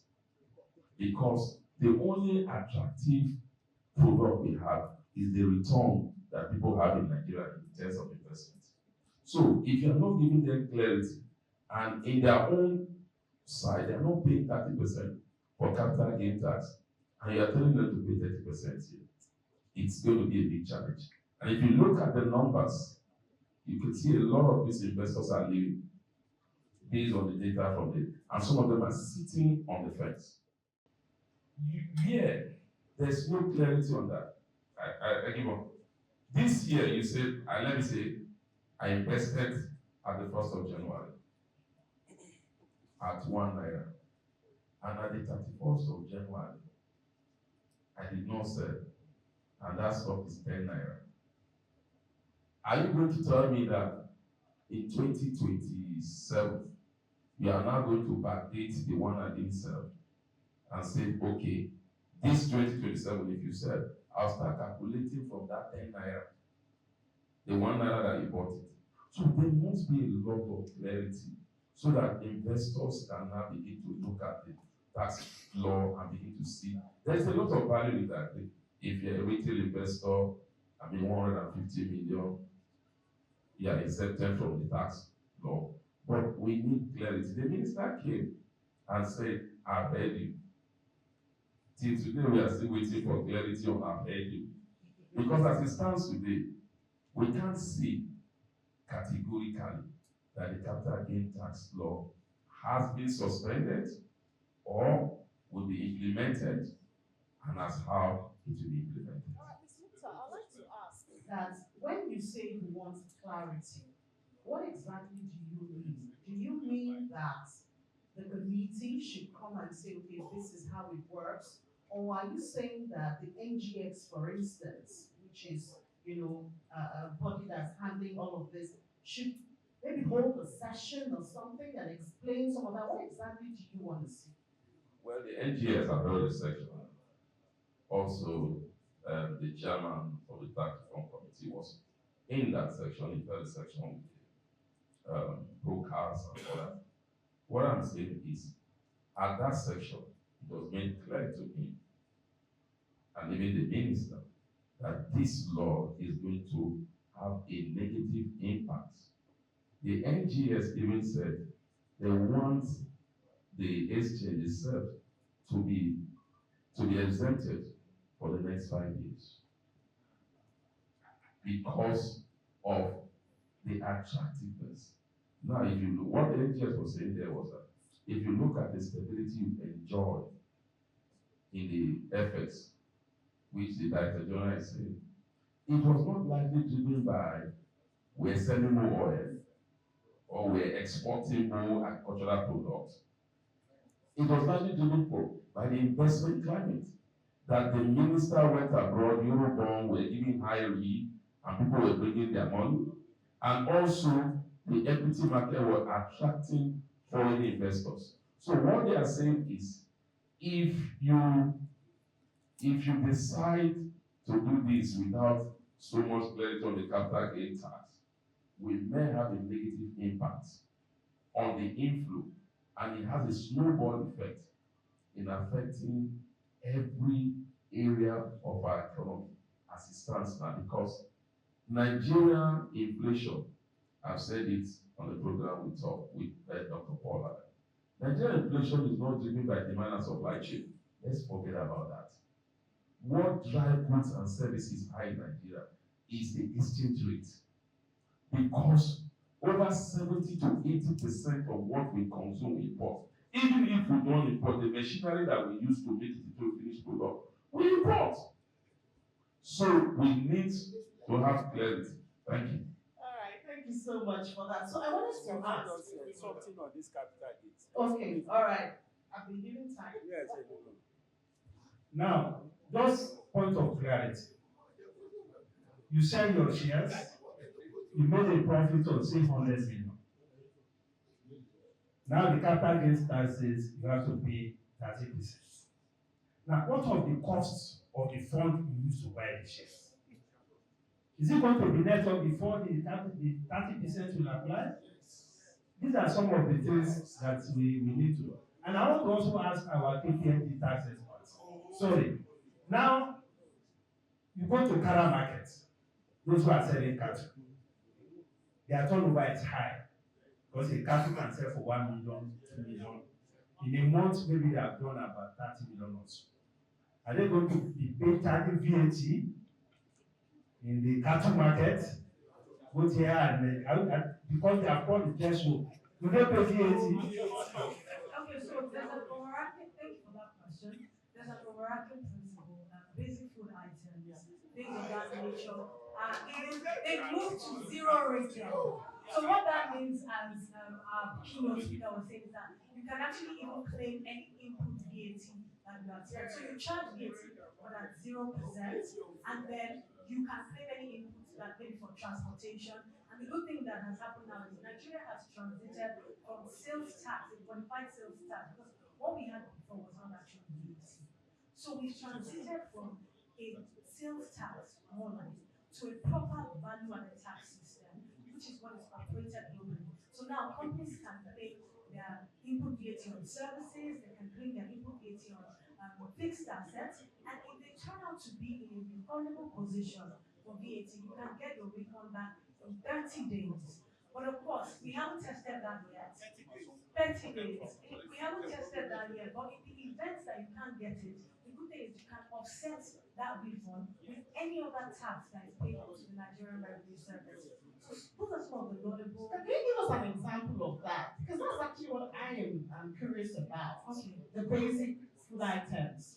For instance, in the place of bread. Exactly. Can you use that for an example so it helps us to understand? I think maybe it was both hungry. I was thinking of bread as an example. So if you take bread, for example, pre the Nigerian tax act, bread was exempt, meaning that you charge VAT, it's exempt. But now, Meaning that it's exempt, so there's no VAT on it. But now, bread, which is a basic food, has moved from being exempt to zero rated.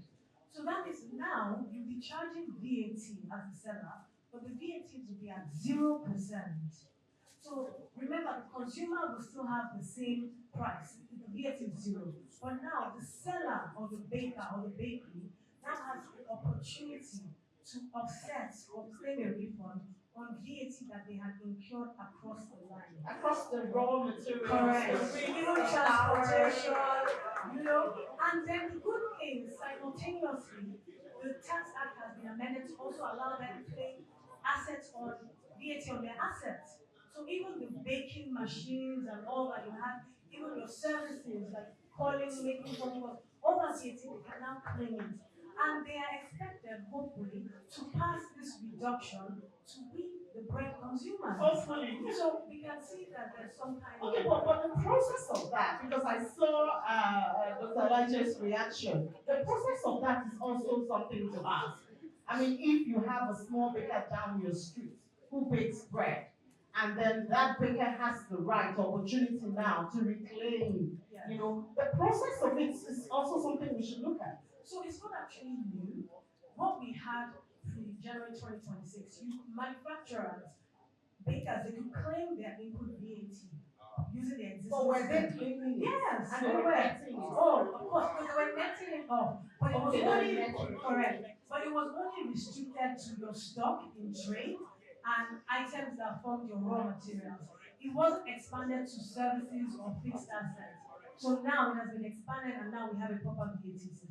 Is it for small businesses or all businesses? Everybody that is filing. Okay. So far you're charging output VAT. So you have to be charging your output VAT to be able to claim the. All right. This is my challenge that I think we have not really addressed. I thought Dr. Paul will address it. One of those challenges is local government and state government. If you look at their internal generated revenue, it's trying on fees and levies.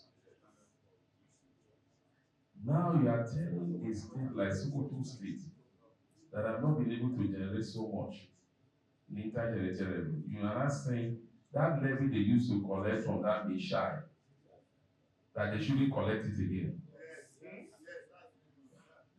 That is what you are telling them. But how implementable it is, I give a state like Lagos State. It started from January 1st, but today on the street of Lagos, I see street out harassing those guys that are doing dispatch rider collecting levies from them.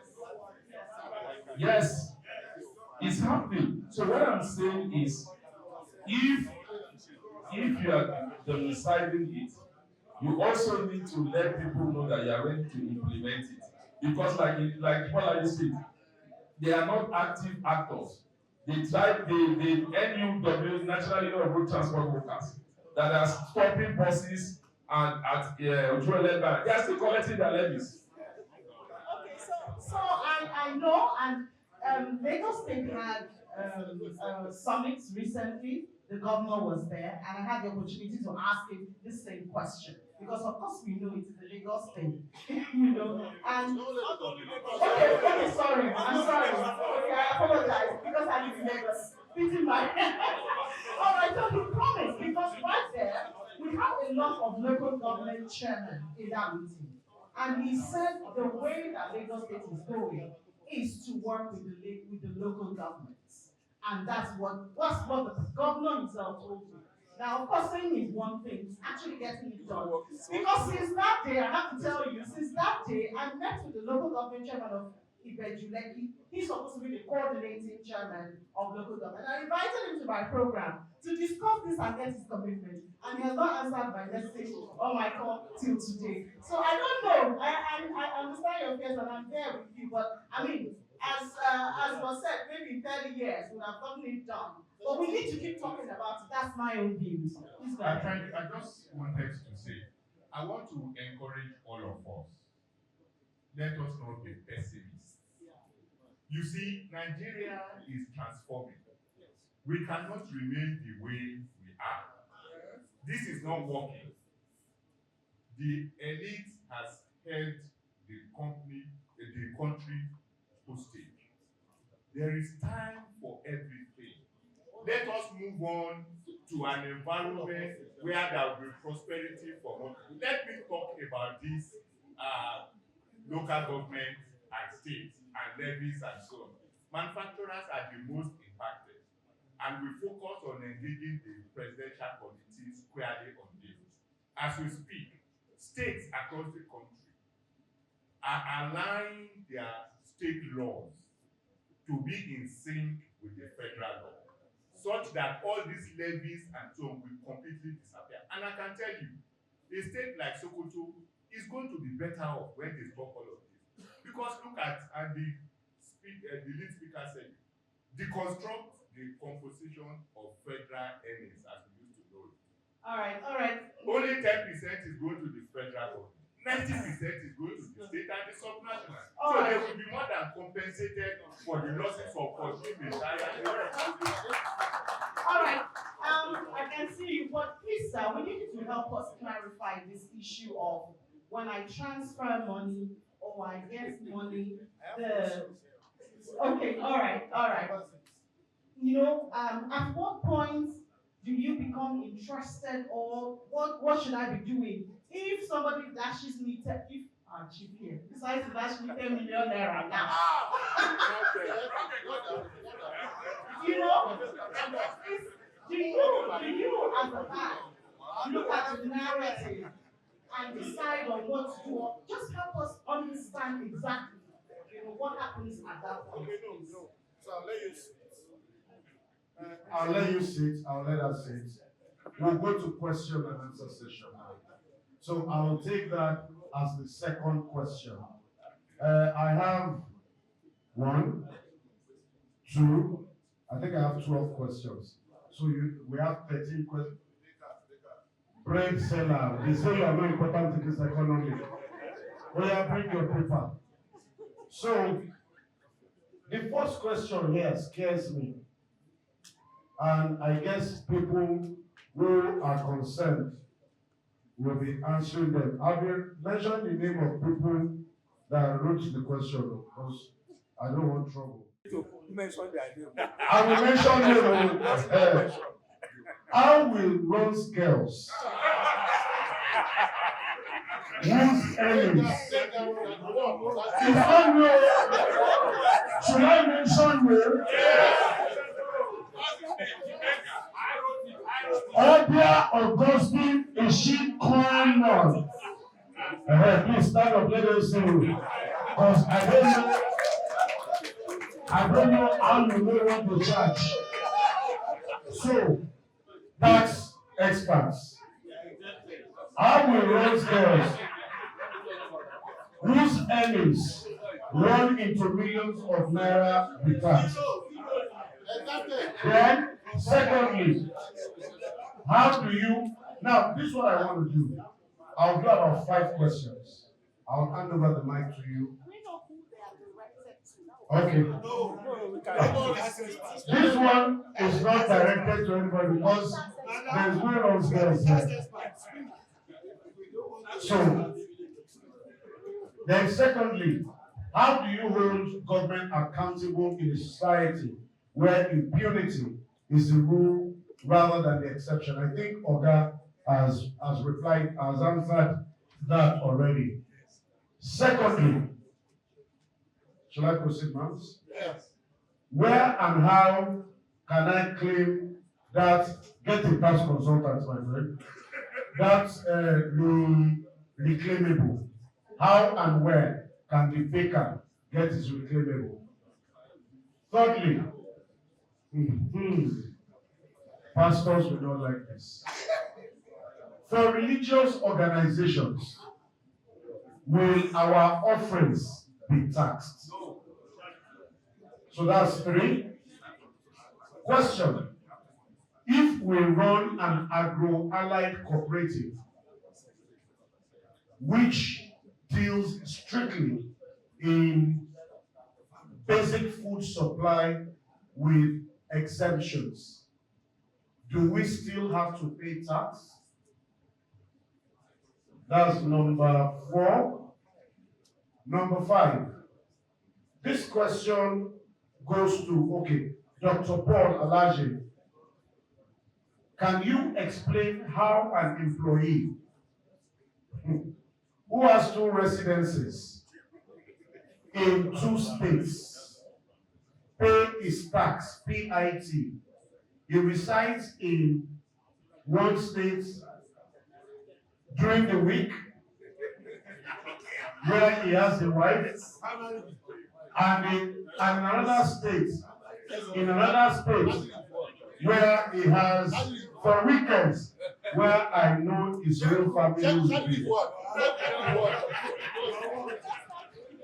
So, we'll start with you, sir.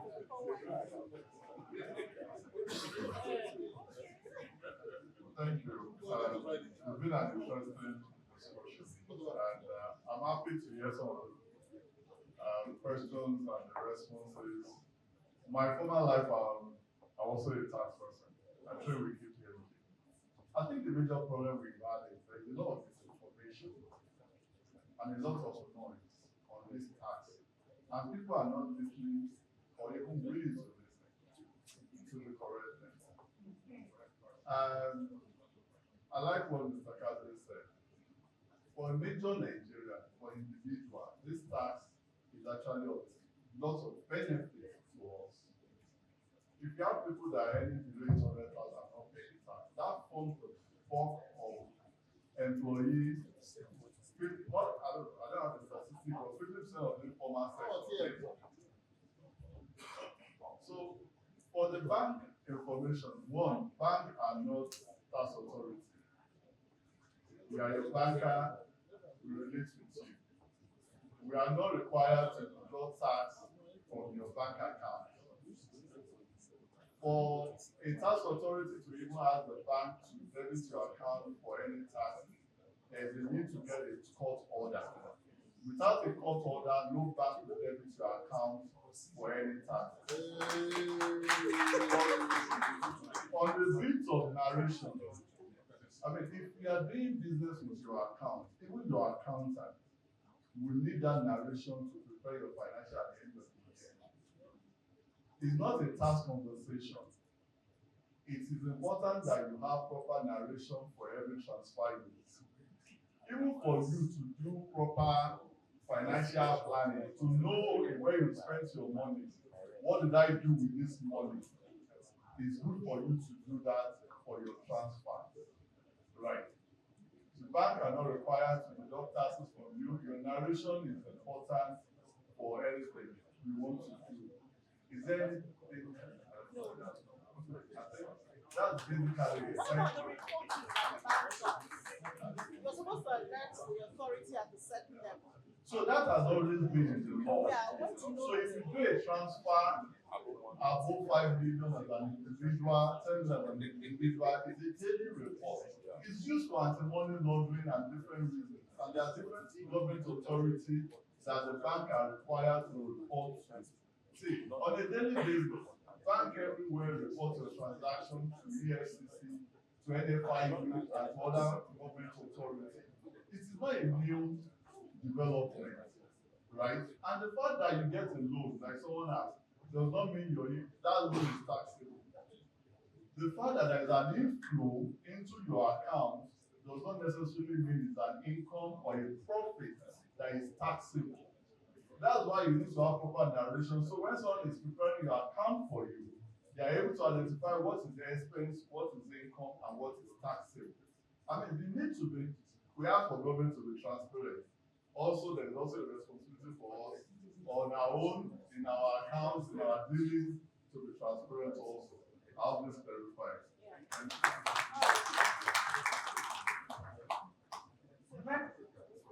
Answer the first question. So how do commercial workers, how do they pay their tax?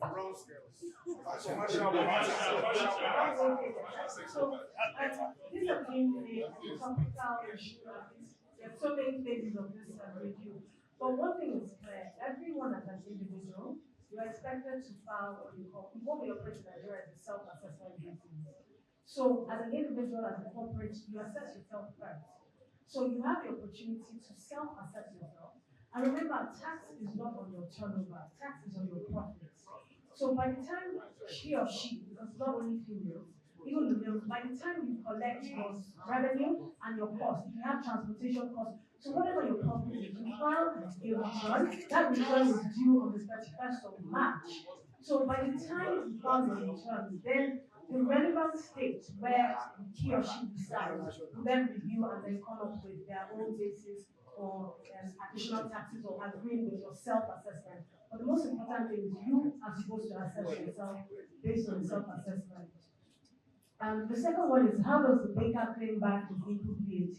At the moment, like I mentioned, we currently have the input VAT mechanism. It's just that basic food has been reclassified from exempt to zero rated, and because of that, you can charge VAT at zero and claim your input. And it's the normal process: filing of the tax pro-mat, filing your returns on the 21st of every month, and then in the event that you are then in a refundable position, you then apply for a refund.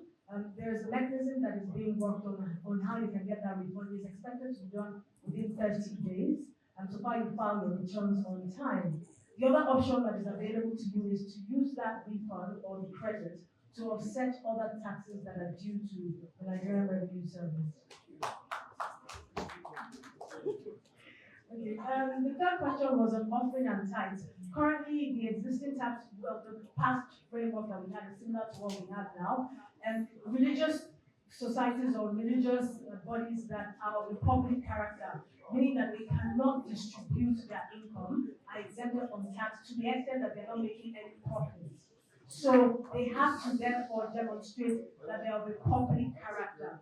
But if an entity that is of a religious character but is making profits on the side on other issues, maybe you open a bookstore, then you have to segregate between your public character earnings and your revenue-making earnings. The university and educational institutions have now been reintroduced. It was taken out through the Finance Act, there was a lot of controversy about whether educational institutions are public character, but they've been reintroduced now in the Nigerian Tax Act to the extent that you determine what kind of registration you have with the CAMA. So if you're not distributing your profits back, then you could potentially be public character and exempt from corporate income tax. Now, on agro-ally, this is a very good question because the Nigerian Tax Act has now introduced a 5-year tax exemption for companies that are in the agro business, but you have to be specific on what exactly you're doing. So there is a potential for new agro-ally companies to be exempted from corporate income tax for a period of 5 years. Thank you. Okay, Dr. Paul, yes. You have the question. The person who lives in 2 different states. Okay, for someone who is in different states, he has a chance of choosing from state A or state B. But if I were to advise, you mentioned in your narration that the other state is where his real family is. To me, that is where he lives. That is doing side runs. Okay, according to you. According to you. Does not necessarily mean that's where he lives. But the hit has been made. For your tax planning, you need to consider the 2 states. What makes you, how can you prove? Because when you call the state of residence, we also, taxman will also need your rent receipts to prove that this is where you live. Remember that there are some waivers that you get relief, as it is called, from where you live. So you can consider the 2 as to which one is it that you. But for me, I would advise where your real family is where you live. That's my advice on this. Doctor, that needs your attention. We're done with the first set. Somebody wants to come. Okay. No, let him use. Okay, just to add to what just to add to what Dr. Paul said. If you look at that, also you need to look at which one favors you. I'm giving an example now. The United States president used to reside in New York, and he realized that New York was taxing him very well, more. So he now moved his residence from New York to Florida. So now he says his residence is now Florida because Florida tax law was more friendly to him. So you need to also look at where you are going to, because we are coming to an era whereby what we see happen, especially when we visit these foreign countries, is going to happen here. And you know, with Nigeria, like a friend of mine always say, it will happen with impunity, whether we like it or not. Because when I go to the US, this is what that friend of mine does. When I call him, I said, I am in the US. He will say, welcome to civilization. But when he comes to Nigeria, they say, he will come here and say, I am in your place where everything goes.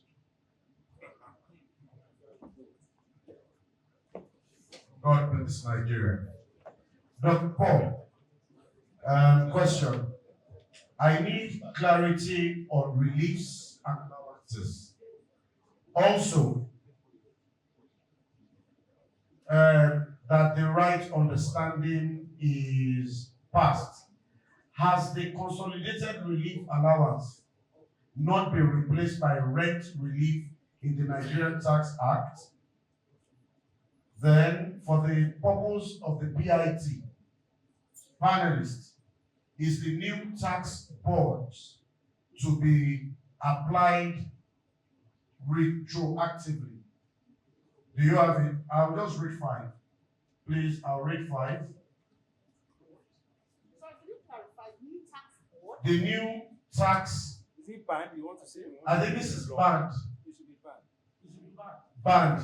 Is it to be applied retroactively? Okay, Samuel. Oh, no need for them. What is the hope, and this is very good, of business name in this Tax Act of 2025? You get it? Yes. Other ventures or limited. So that's 2. If you have multiple companies with different bank accounts, will the profit for each company be taxed separately, knowing that the BVN is the same across the banks? Or will the profit be accumulated together for tax purposes, especially in hitting the 100 million mark? You get? So that's 3. What happens when you work with an organization and they deduct your tax, but I think this person wants to say, but fails to remit? What happens to the individual in the organization, and what do you suggest they do? Resign, you will go to jail. Then number 5, kindly please give us a template of pay as you earn calculation for an employee that earns 100K monthly, considering all reliefs.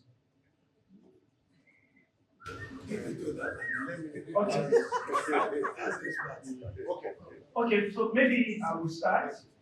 First of all, clarity on the withholding tax and where people live. So if you give your bank, say, fixed deposits, maybe 10 million, 1 million, as the case may be, the bank will charge when they pay you returns on such investment. Maybe it could be T-bills, bond, or whatever it is. The bank remits part of the withholding tax of the gain is remitted. Now the question is, who gets the remittance? You know, the withholding tax is supposed to be tax credits to you. Now who gets the remittance? If you choose a state, if you choose some states, it is benefit to that state in a way, because that is the state you are paying your taxes. And I recall that 2 states in the north, this governor, I think that the person is no longer a governor now. He started an advocacy where he calls for investment summit and called up the big boys in the states. And told the big boys that, please, even though you are not living in this state, can you tell your registrar that when you do your investment, that your state, your address has changed from Abuja and Lagos to that particular state? And you know that actually gave the state some very huge amount of money by just changing where they claim they live, because the withholding tax actually goes to that. But that also means that is where your tax is, because you can use your withholding tax to reduce your tax burden at the end of the day. Now, talking about the new tax law has reduced all of those to a certain amount. I think not more than 500,000 naira on accommodation. It has done that for under the new tax law. And I also think that talking about the relief, because of time, if the person needs me, I can share that part with the person so that it's important. I think one other question I'm saying the panelists have to answer. The only other one and the answer is the last question. 1 minute. Okay, the person here talks about if he has multiple companies, whether the multiple companies, the profits are to be consolidated. I mean, one depends on you. Do you want to say you are consolidating your company? Is it a group? If it's not a group, individual company. So, for Nigeria Limited is different from Alaji Nigeria Limited. Even though I use my business video. Yes, that's why I'm going the same video, because in law, they are legal entities. Paul Nigeria Limited can sue Alaji Nigeria Limited, and both of them or any of them can sue Paul Alaji, because they are legal entities. They are not the same. So if you have multiple companies and you are running multiple companies, you also be aware that there are some statutory costs for each of the companies. You cannot say because you don't want to consolidate them. When it comes to costs, you are looking for ways to consolidate them. So for statutory charges, you have to pay them individually because you have paid their individual companies, as the case. Thank you so very much. The ventures and the limited, is there any hope of ventures? Well, I think one thing is clear. This government, this administration is trying to formalize. So that's why they are potentially looking at reducing the CIT rate to 25%. And that's the reason why also the 100 million naira threshold was introduced for corporate. So the essence is to bring in the informal sector, bring in unincorporated ventures into the limited liability framework so that you can benefit from the 100 million naira exemption threshold and potentially the 25% reduced CIT rate. What about the retroactive one? No, so it does not apply because we have something called the doctrine of legitimate expectation. Beyond that, We have something called what? the doctrine of legitimate expectation. It was at that time. It wasn't even though it was signed. The effective implementation date is 1st January 2026. So do not be alarmed. What, I think let me add to, because that was the challenge they had in the capital market. Because they were saying, if you stay true, you bought the stock 5 years ago, and now it has gone over 300%. Am I supposed to pay capital gain tax on it? They said no. If you buy a stock at the end of 31st of December, January 1st, that stock now becomes, it's not, you enter the year at 10 naira. If at any point in time you want to sell, the stock is now 12 naira. The 2 naira, the 20% gain that you gain, it's what the capital gain tax will be taxed on. Sorry. So there's no retro, like they said before. So that's what we. If you lose, you can also deduct. Okay, the other question, someone had asked if your company deducts but does not remit. There have been significant changes in the penalty regime. So your company will be exposed to penalties and interest, and now the penalties are now compounded. So this is a very important framework to make sure that companies comply with their deduction requirements. Thank you. Okay, we're going to the last round of questions. Anything? Look, okay, good. I have all these questions. I'm going to ask that you please follow J9C on Instagram. What we're going to do this week going forward is all these questions will be answered daily. So we'll liaise with the professionals and we answer these questions daily. On behalf of all of you, by the powers vested in me as the MC of this event, I hereby hand over these questions to the captain and letting him know that we are not threatening him, but if we don't get our answers, we'll come and burn your country. Ladies and gentlemen, I'd like to invite the captain and the chairman of the organizing committee to please come for a group picture with the panelists. I'd like to invite our keynote speaker as well as our chairman to please join them. Can I have a round of applause for all of them, please? Thank you. But please join them on stage. Or photographers, where do you want them to be? Okay. Thank you very much.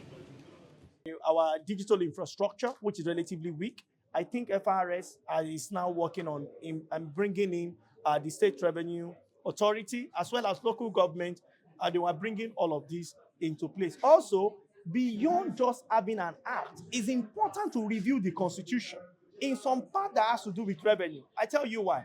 There are some revenue that Constitution clearly states that it goes to local government. Now, we are saying we want to remove some some non-state actors from the road. As of today, we see them.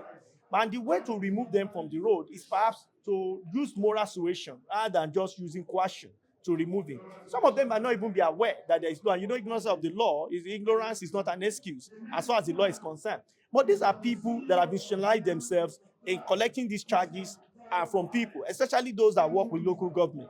I think this issue of charges needs to be critically looked at, and the state government as well as federal government, we need to work together and not abandon the local government in the current narrative. They need to bring them on board so that all of those will have a. 3, most states don't have sufficient capacity in terms of staff as well as training. This is also really very important to train more people, engage more people, and have a better tax reform implementation in the coming period. Thank you so very much. Thank you for having me. This afternoon. Thank you. You heard the manufacturing group. What exactly are their concerns about the tax laws, and how do you think it will affect their operations? Okay, so I think we have expectations about the tax law. I will always say that we need to understand where we are coming from. Before this reform, there's no manufacturer in Nigeria that is not paying up to 63 taxes to the three tiers of government, the federal, the state, and the local government. So this tax law comes with a relief for us. Now we know it's going to be single digit, and that we also have recourse to the tax ombuds in case we have untoward activities of the taxman or we have issues with his administration. We also have quite a number of our members that are small-scale industries.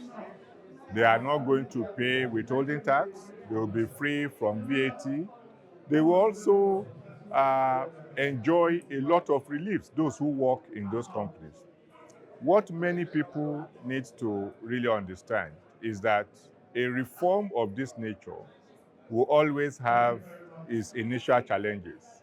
And it is very important for us to focus on the philosophy and what the end game is meant to be while we work together with government and the implementing structures to get to that level of perfection that is required. If you pay tax, you are then able to hold government accountable for how the process of the tax is utilized. As manufacturers, we are arguably the best taxpayers in the country. So we are looking forward to a downward review. If you look at it really, I don't think there is any business in Nigeria that will pay more than it paid last year. So, and that means that if you are a law-abiding citizen and you are a taxpayer, you have nothing to fear. As manufacturers, we have always paid tax, and we are looking forward to working with government to straighten the rough edges in the tax law. Thank you very much. Thank you. Thank you. Yeah, can you run us through the significance of this gadget today? Everybody has been talking about it online. You see a lot of people giving reviews and all of that. What's the point to kind of run us through why you think this gadget is very important and imperative today? This gathering is very important because the Tax Reforms Act have now been passed into law, and this is a topic of very importance to the nation.